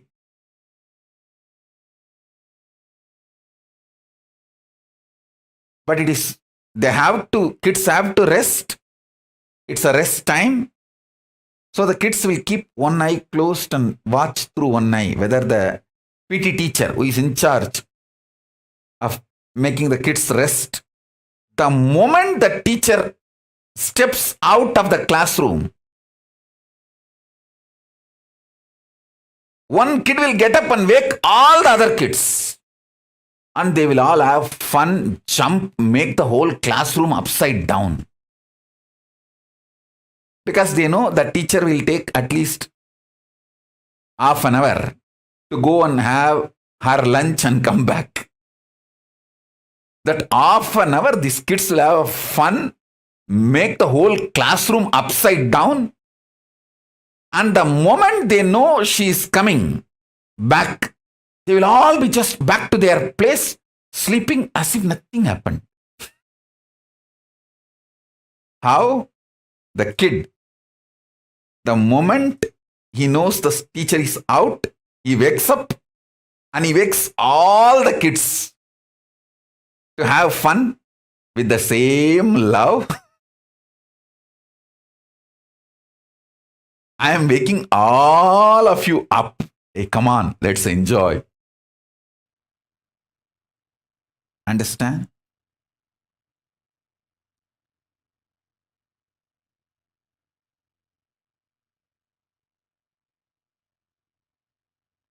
Especially when it comes to guru-disciple relationship, the option to drop does not exist because it is janma vrata, bandha. It's a relationship of janmas and janmas, births after births. Only due to the tapas of so many births, you even feel connected. And after getting connected, you only have to grow more and more in collective integrity. Kailasa is all about ecosystem which makes you manifest this great cosmic sciences, possibilities, powers. Whatever I am talking, making it all this as a reality. Making an ecosystem where all this is life, really life. I realized we need a political sovereignty to make all this into reality. Where the collective integrity is the law of life. So that you are always focused. You are always working towards making the individual integrity to manifest into collective integrity.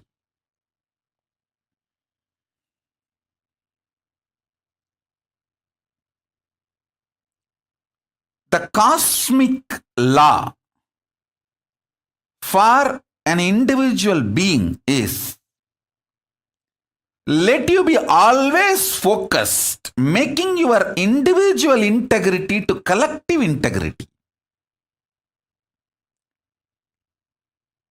If you are always in the mood of breaking the collective integrity, you will lose even individual integrity. You should always be in the mood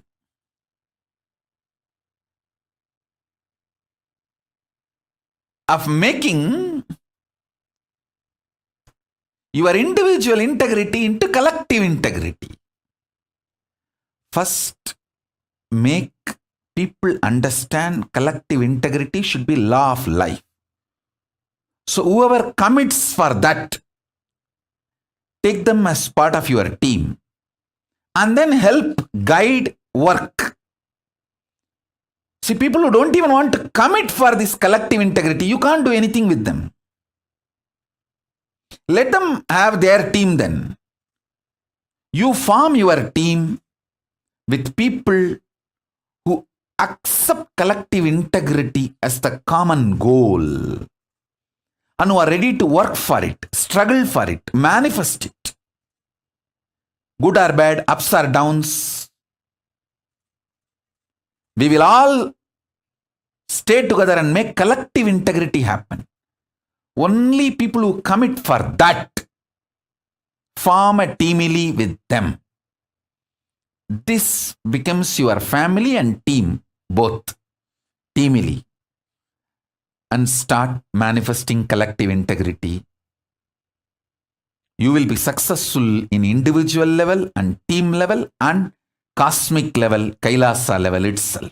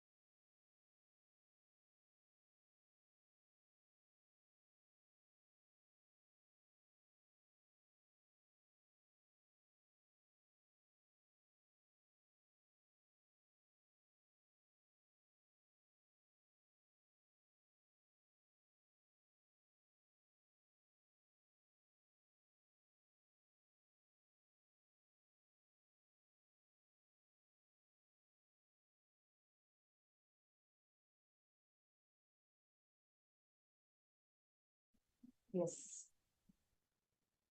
Collective integrity. That is what makes you a leader. Like Swamiji was revealing to us. It is that collective integrity, how much of collective integrity that you are starting with. See, understand, to all the participants that are sitting here with us, the first and foremost thing we need to understand, only with collective integrity, how much ever you try to have individual integrity, only with collective integrity can you really be successful and actually be a leader.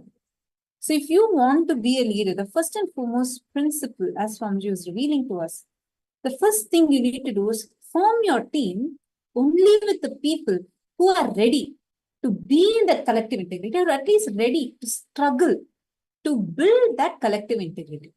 At least a few people, whoever you feel, as your own extension.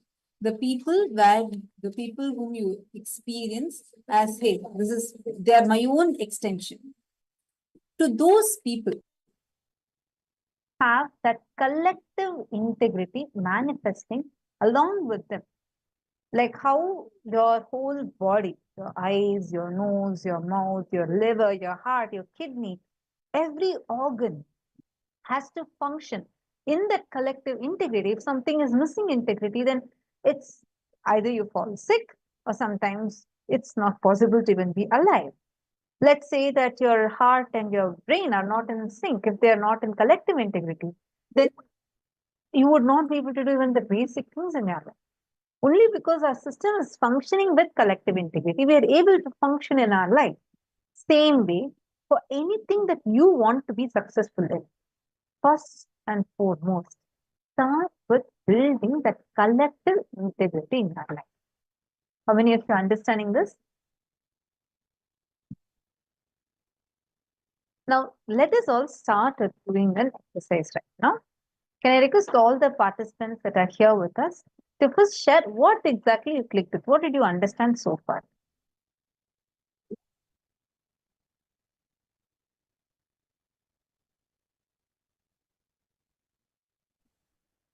And see, please understand, first and foremost principle, Swamiji beautifully said, the only thing that stops you from collective integrity is your obsessive compulsive patterns. The moment you decide to drop your obsessive compulsive patterns, you build collective integrity. You need to just consciously and ferociously complete with the obsessive compulsive reactionary patterns that you have, and that itself will give you a breakthrough. Sit and pen down what stops you from building collective integrity around you. So many times we think it's too much to take responsibility for others. I don't think I can do it. I just need to take care of myself first. I don't think I can take care of others as of now. Pen down what all stops you from building collective integrity. Please take a few minutes and pen down.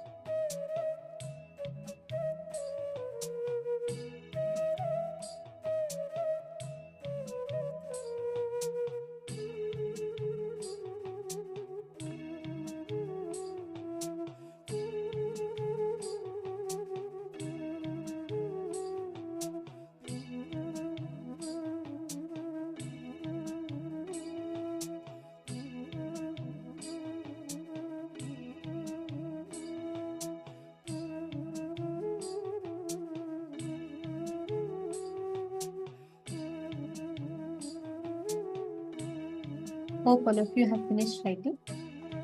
In each of these steps that you have analyzed and internalized, look in and see where exactly are you finding the blind spot which stops you from taking collective integrity. And the only way and the most powerful way to break this pattern, the only thing that stops you from taking collective integrity is where you resist that responsibility, we resist that expansion. If you just focus and if you decide to take responsibility, just at one aspect, if you align, you will see suddenly everyone around you, everything around you will become a resource for you to manifest it. Swamiji has so beautifully revealed to us this entire technique or entire process. If we just do this one, if you just align in this one aspect, dropping your resistance for responsibility, dropping your resistance for expansion, you will see how in so many areas, in so many aspects, you will see how Swamiji manifests the whole experience for you. Now, all of us are going to be preparing ourselves for the darshan, right? Swamiji has revealed a very, very beautiful and a powerful way how you can experience this collective integrity. See, leadership can be manifested through multiple different ways. One of the most important ways to which manifest leadership is by manifesting powers. This is very unique, right? Mostly we hear leadership. You need confidence, you need strong inner image and all that. But actually, you can manifest a breakthrough in leadership if you just bring that powerful cognitions and manifesting powers within you, you will manifest leadership consciousness. And this is a very, very easiest way because power manifestation is independent. It's not something to do with, your capability, what you can do, what you cannot know. Power manifestation is purely Swamiji's grace. And like Swamiji said, it doesn't need any other qualification other than you just needing to manifest it. So you can manifest leadership by manifesting superpowers. You can experience leadership by manifesting the superpowers. We have an amazing webinar on that Swamiji had given on the 7th of November 2018. And for the first time, Swamiji revealed how leadership, whatever you know as leadership, the concept of leadership can be manifested by manifesting powers. This is a very, very important session because this is the very initiation you're going to be receiving today. Swamiji is going to be awakening the Ishwaratva in you by awakening the power manifestation inside each and every one of us. So it's going to be a very special session. I'm going to request all the participants to please ensure that you're listening to this session and note down your clicks. I'm going to request every one of you to take a minute, write it down and post what you are clicking with, what you're understanding, what are the powerful cognitions that you're resonating with in the chat. Now we're going to be listening to Swamiji's revelations on leadership through superpowers. How you can manifest leadership, how you can experience leadership by manifesting powers. Whether you're doing third eye, body scanning, every day we're having these various different sessions on power manifestation. Just by manifesting powers, you can manifest leadership. The whole experience, the leadership consciousness will be awakened in you when you manifest powers. So let us listen to how we can manifest it. And right after this, we will all be preparing ourselves for the darshans. I'm going to request all the participants, please take a minute, call your friends, family members, and especially if you have people who are just like, starting their career or you have someone that you really think the science of leadership can help them, please ring them and have them join this. Today's initiation is very, very powerful. So please ensure you reach out to them. Now let us all listen to Swamiji's revelation on leadership through superpowers.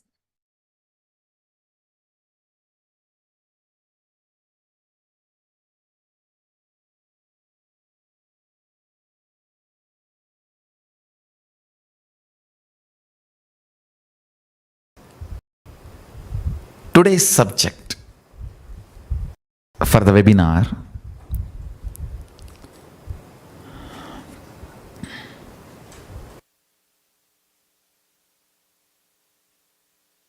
leadership through superpowers.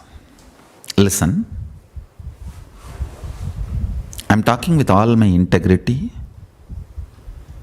Just listen. By the end of this satsang, you will start superpowers. Now, this truth was revealed to me by Paramashiva. I am sharing with you all directly from Paramashiva. Listen. First thing, be compassionate and loving to yourself. Understand superpowers are possible and you are worthy of it. That's the first understanding. Powerful cognition you need to have. Do not bother about, you are not able to believe this, you are struggling with this. You decide, I will be integrated to this because my Guru has told me. That's it. Everything else will start slowly diminishing. One good thing is, whether good or bad, you don't remember it for a long time. Whether your problems or achievements, you don't remember it for a long time. That's one of the greatest things we have. So just decide consciously to stand by my declaration. Be integrated to what I am declaring. Decide, whenever you are conscious, you will decide to believe you can manifest powers and you are worthy of it. When you are unconscious, when you are internally struggling, you are subconscious fighting with unconscious, unsubconscious fighting with unsuppo conscious, all that, let it go on. Whenever you are conscious, with all your consciousness, you will decide to believe and declare integrity and allegiance to what your master, your Guru is telling you. I am telling you, you can manifest powers and you are worthy of it. That's the first. Second, listen very carefully. All of you work with something called thought current patterns. For example,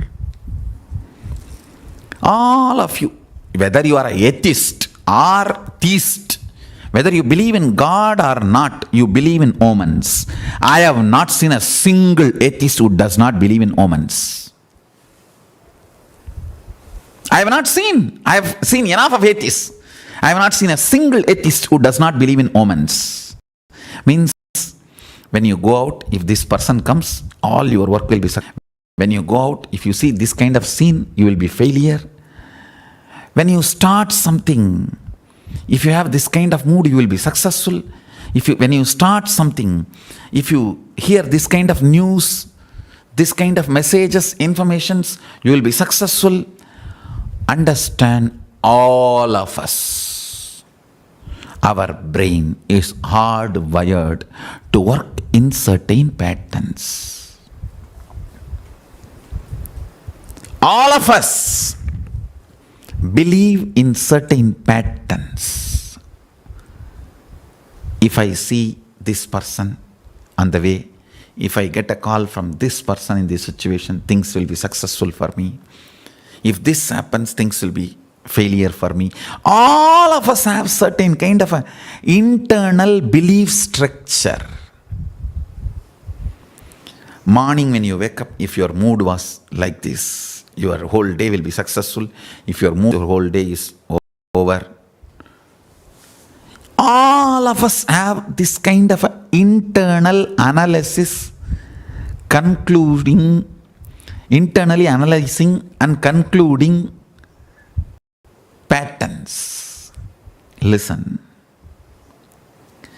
Just like you are good, bad, omen for omen, how you have a patterns to come to conclusion, just that same thought current, if you start shifting to your cognition, whenever I carry this cognition, I am successful.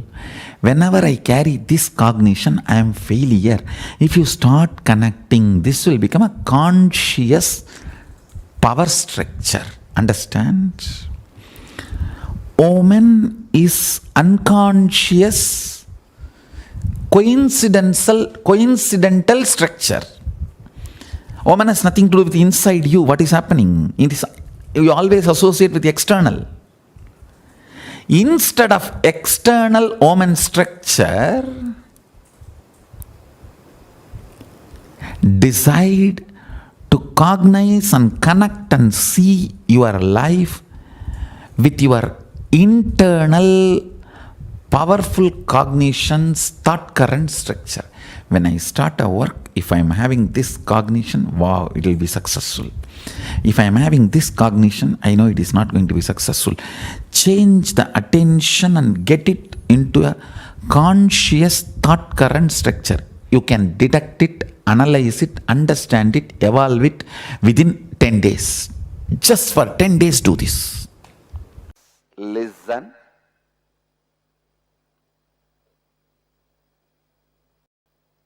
When you start thinking with integrity,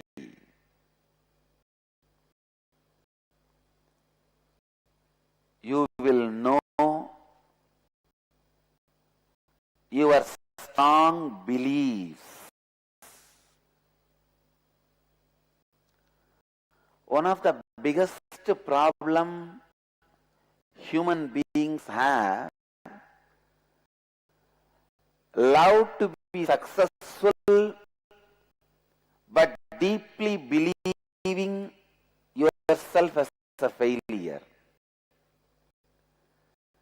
Constantly every one of you love to be successful, but deeply you believe you are a failure. This is one of the biggest paradox. The lack of integrity in your thinking. That is one of the biggest paradox human beings are suffering.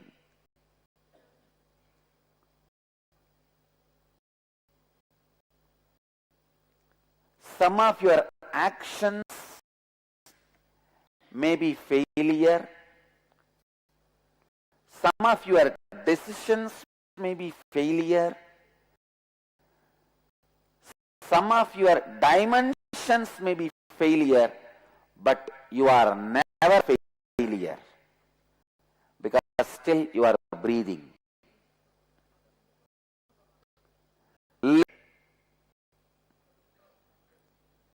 With integrity, literally you will clean your inner space of constant unwanted beliefs you are carrying. The strong beliefs you carry,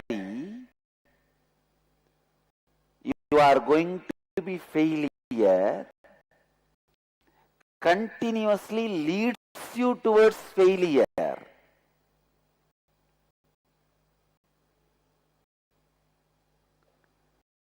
When you start thinking with integrity,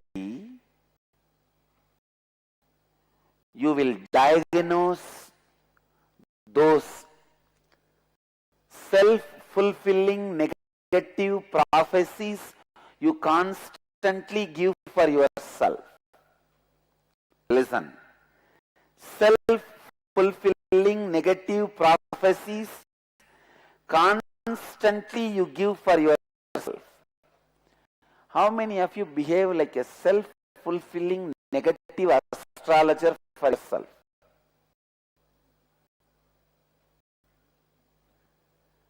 You go on, tell yourself, my time is not good, I will not be able to do anything, this is what, that is what, that is what. And after you do it, you start believing so strongly, you fulfill it.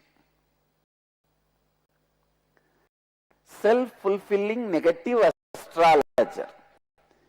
Each one of you have your own astrologer. You are the astrologer for you. You are the trainer for you. You are the judge for you. First, you give the self-fulfilling prophecies. I am a failure. Then, you train yourself for that. By mistake, Guru should not train you and make you successful. and you wait for those responses from society. You do not bother the support you receive from Swamiji, but you are haunted by the discourage you get from your junior brahmachari who is in your department. Because you are training yourself to be failure.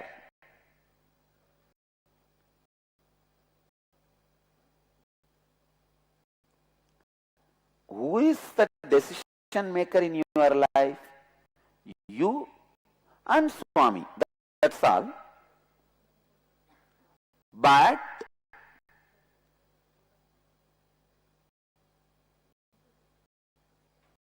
I am talking for the ashramites. But even in your life, your regular life, for many devotees I can tell, you will not be encouraged by the decision makers' encouragement in your life, but you will be deeply discouraged by the small rats and cats running around your life based on their discouragement.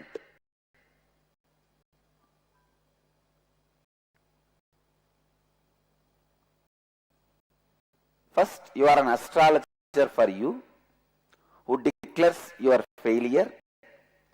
Then you are a trainer for you, to train yourself for failure. Even then failure does not come. So you yourself become a judge and declare failure. When some small thing happens, you declare the failure. The sub-images are all like branches. How many recognize what I am saying? If you are not able to cognize, please raise your hand. Yes. See, your mom for some car, or your brother beats you, don't hide or under the, you are completely shaken. At that time, statement about you to you, I am failure. You may make any statement. Usually in your will not be. When you now relive, go back, state clearly the statement you make towards you. Surface level, this all the surface images are all is brand. This is the original, actual building on which you are ending. Now, I will help you identify that. I will guide you to identify. I gave you one example, the brother beating and all that. Sometimes you even fall. It's the extreme powerless moment. Time when you feel powerless, the idea you grew, inner image, the original or the act, inner, getting it? You can drop the hands. Please. Everything in your life is just to hide that root pattern. You do. It's nothing hiding that actual, because actual is always negative, self-fulfilling. You do not, when you are powerful and you become conscious, you are an. But when you are powerless, you become aware of you in life. This is the told in the Bible. Please understand, original sin is nothing but the actual inner image you create. Usually the actual inner image you carry about you comes out only when you are in deep and pushed to extreme confrontation. Please listen. It's a very important subject. This session you should not miss, because now starts the spiritual alchemy. Till the last session what I was teaching is like an introduction to my dictionary. It's like a foreword. It's not a main body of the book. From this session the main body of the program starts. The actual inner image you carry accidentally took shape in you during some incomplete moment and experience of your past. You will not be able to identify now. Now don't try to look and think back, oh, I think this is the moment. No. You may have to sit. You will have some 4 or 5 incidents cropping up. All the 4 or 5 you have to relive. One will lead to the deeper understanding, suddenly that statement will come up. Yes, this is the statement. Please understand. Please listen. I give you the example. I'm giving you the example.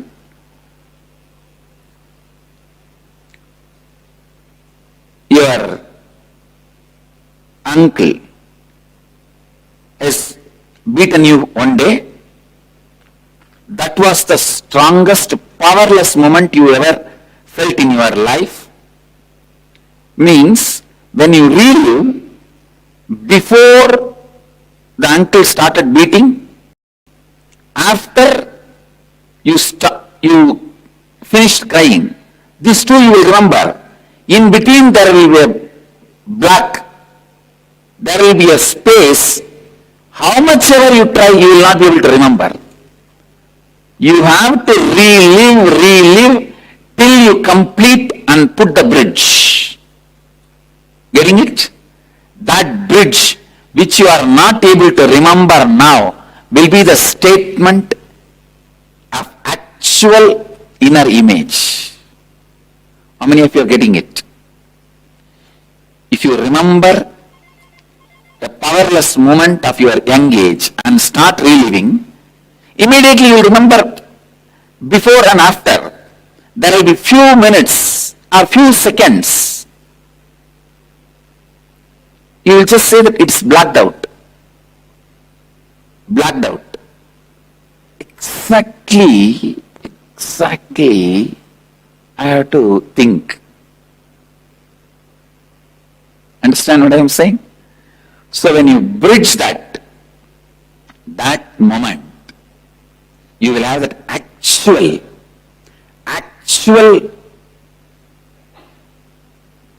inner image built at that moment only. Right from the time of birth, your body, mind records impressions of pain and incompletion.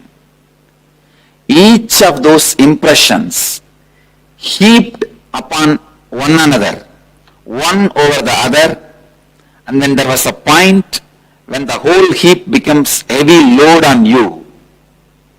Whole heap becomes heavy load on you. That was the moment in time the first actual inner image is built in you. Please listen. How many of you cognize? Now I can at least remember 4 or 5 incidents. Maybe out of these 4 or 5, one is the time I created my actual inner image. How many of you are able to grasp? How many of you are not able to grasp? Understand there is no other enemy in your life other than your self-doubt, self-hatred, self-denial. You do not have any real danger, but your perceptions about danger keeps you in fear and makes all your fears into reality. That all your fears, which is not supported by the real danger, makes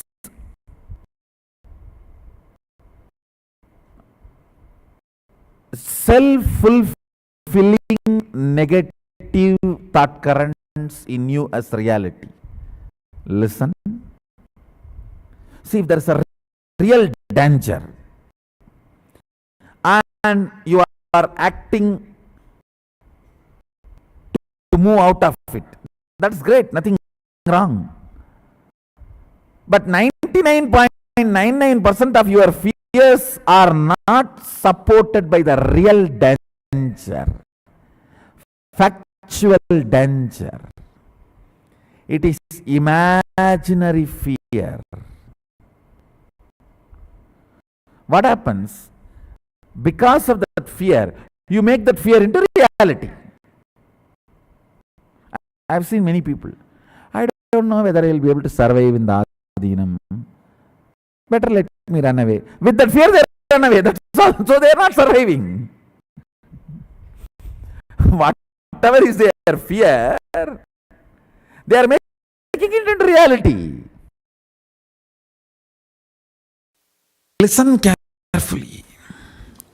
Once started evolving thought current, powerful cognition structure and process.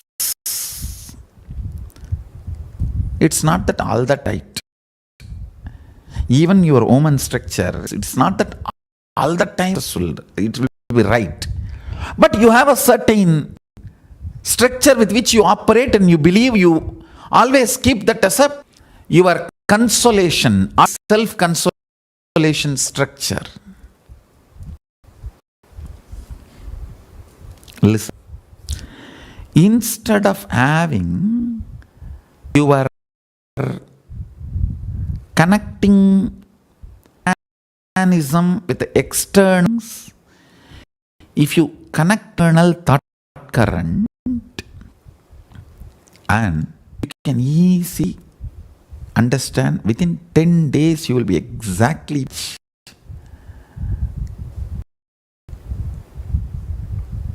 what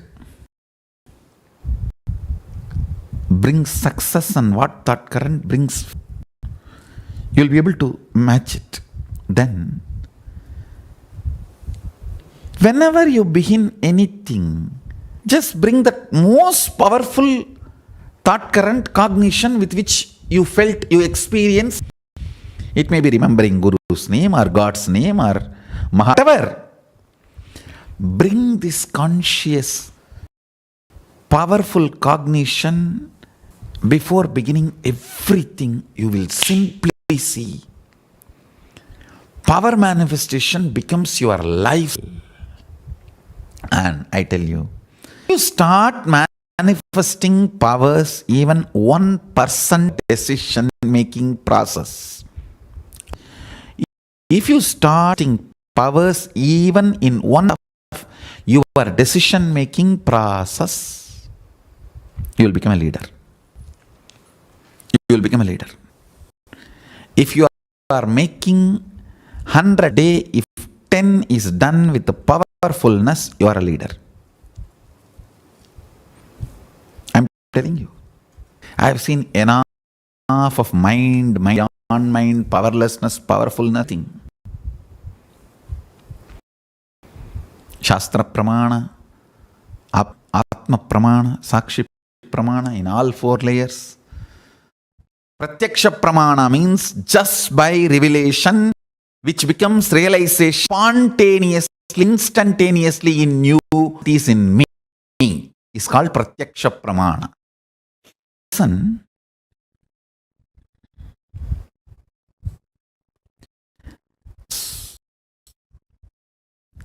Understand, you can manifest powers. It's possible. And it is possible. The thought structure, thought current cognitions with which you operate the external omens. For example, if you are going for some work and when you get up and walk, if you get in the chair or if you hit the wall or door frame, you feel no, the work you are going, it may not be successful. Or if you feel that certain person comes in front of you, oh, he's very auspicious and I saw him today when I started for my work, it will be successful. So listen carefully.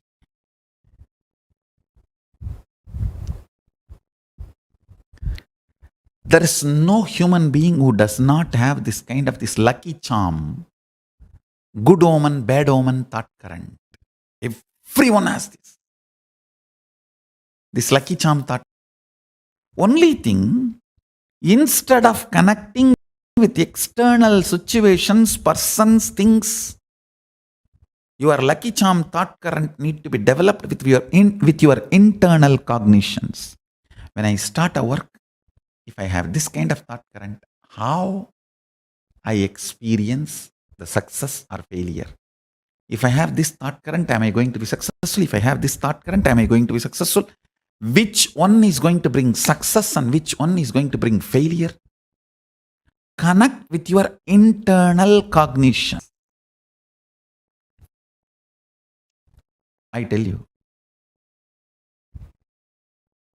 if you develop this conscious connecting structure,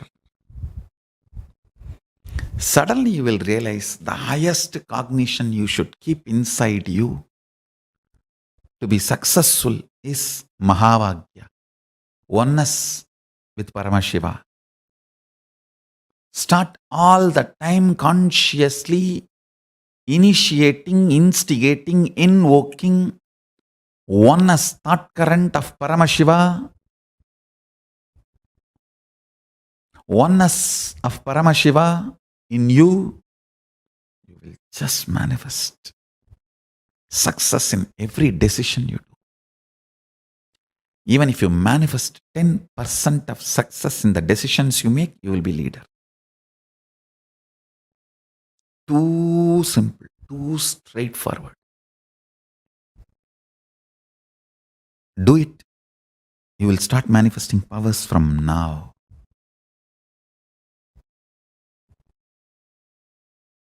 Do this today and tomorrow to manifest your Paramashivoham. You will see the result. That will give you confidence and understanding how auspicious it is and powerful it is. I request everyone to practice this for next few days. You will manifest the Paramashivoham just like that.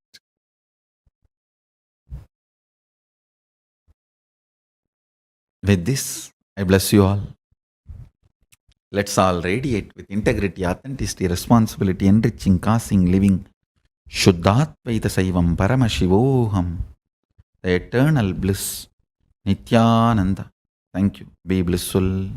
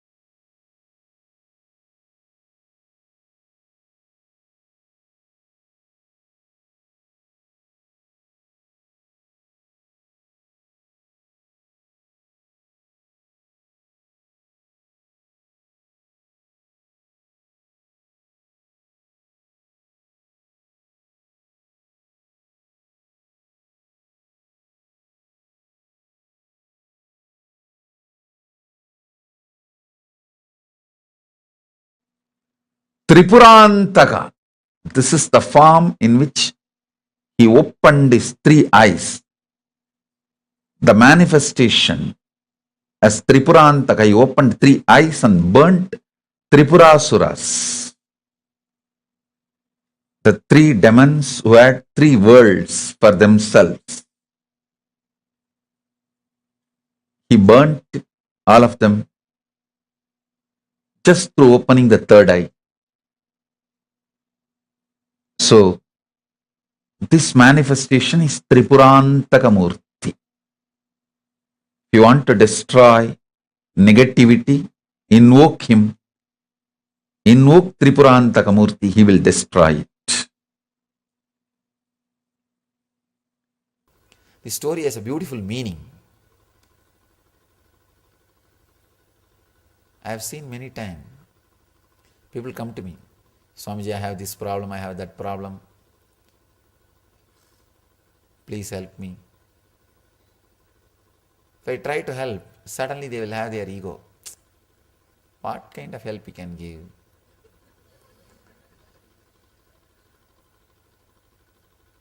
All kinds of doubts. Many people come and they think, if such a big organization is there, I can also do what Swamiji is doing. Sometimes when ego comes, you start judging. Shiva says, no, for my mission, no organization is needed. He just opens the third eye and Tripurasuras are burnt. There's a beautiful, subtle truth. One more truth in this story. You can understand the story from this angle also. The three Rakshasas, three demons are nothing but our own inner engrams. The fear, greed and worry. The fear, greed and worry. These are the three Rakshasas. And the chariot is all kinds of techniques, rituals, techniques, all those things. Opening the third eye is unclutching this moment, bringing your intense awareness to this moment. If you can bring your awareness to this moment, unclutch, you don't need chariot to burn the Rakshasas. You don't need these chariots to burn all the three Rakshasas. Bring your awareness to this moment and unclutch. You will open your third eye. The inner awakening will happen. The Utsava has a great meaning when Tripurasuras, three Rakshasas, it's a Anava Kanma Maya, the three negativities, the ego, karmas and illusion. These three Mayas, Tripurasuras they are called. When they are torturing all the devatas, good engrams and the good qualities which you have. See, the human body is a big war field where these few things are constantly playing. Suddenly one day morning you will feel so fresh and such a strong feeling connection, love with the master. By evening some samskara will trigger and some foolish idea will come up, the full of hatred, fear, anger, anxiety, insecurity, hatred. This love-hate relationship goes on and on and on like a churning.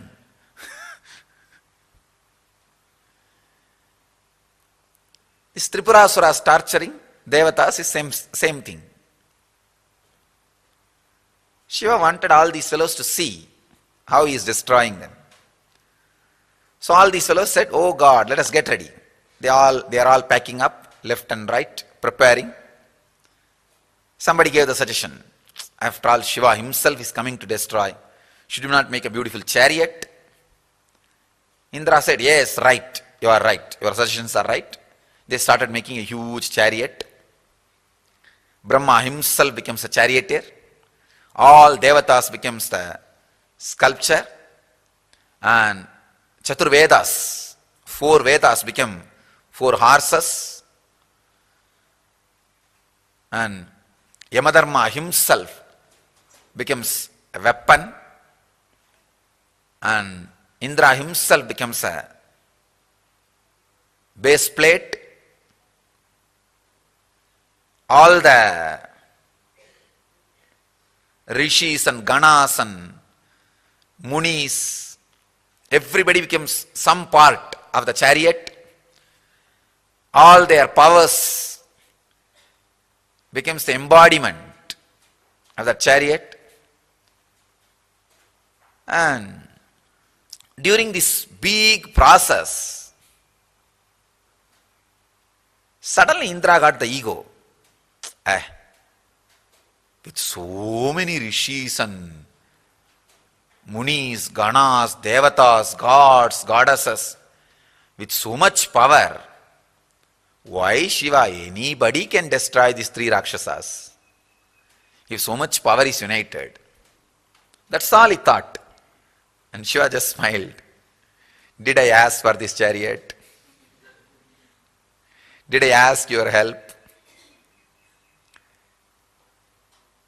I just said, come on, come with me and enjoy the scene.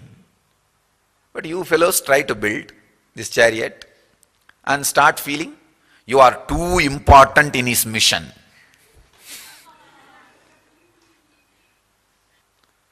Sometimes the Indras feel that.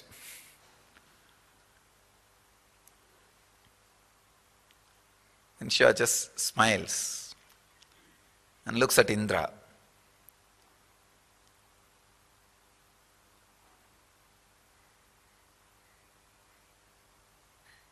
Indra understood what he is thinking. But he is so arrogant. You see, when you do something with a lot of difficulty, with a lot of thinking, you are doing hard work. Not really doing hard work. Thinking you are doing hard work, you can't get out of the ego. That's a big problem. So Indra has the same problem. Indra got into the same problem. What? We have done so much hard work. How can? This is too big. This is an important factor in Shiva's mission. It's not even Shiva's mission. It's for this fellow, he took the job. For these fellows, he took the job. And see the whole confusion. For the sake of this Devatas, these guys come and cry. He takes up the job. When he takes up the job, he just tells them, come on with me and enjoy. But these guys can't keep quiet. They will try to do something, behave as if they are doing hard work. And they will get into the ego. And then they will tell, it's all because of this hard work. So what to do? Shiva just smiles. And they have done only one mistake in building the chariot. They did not worship Ganesha. How dare you fellows create this whole chariot without worshipping me? And the moment they completed the chariot and tried to move, he came and broke the axle. Axle got broken. And now the whole chariot is down and Indra is in a big depression. He rushes towards Shiva. Only when the depression comes, sometimes sense also comes into the brain. He runs, not ordinary depression, it's like a suffering, depression because of suffering. Inability. He runs to Mahadeva. Mahadeva smiles at him and says, don't bother. Your chariot is not required. Without that, the job will be done. Just wherever he is sitting, from there he just opens his third eye. And all the Tripurasuras are completely burnt away. They are burnt. Indra was shocked. Oh God, how much of energy, effort we put and created this whole chariot. And thought only because of this chariot you will be able to destroy the demon. Not only you don't need chariot, you don't even need to move. You destroyed these Tripurasuras. Now what to do? We already built this chariot. Please accept this as our humble offering. Shiva said, now you have sense. Now you have sense. Understand? It is not required for the mission which I took up for you guys. Maybe as your love and gratitude,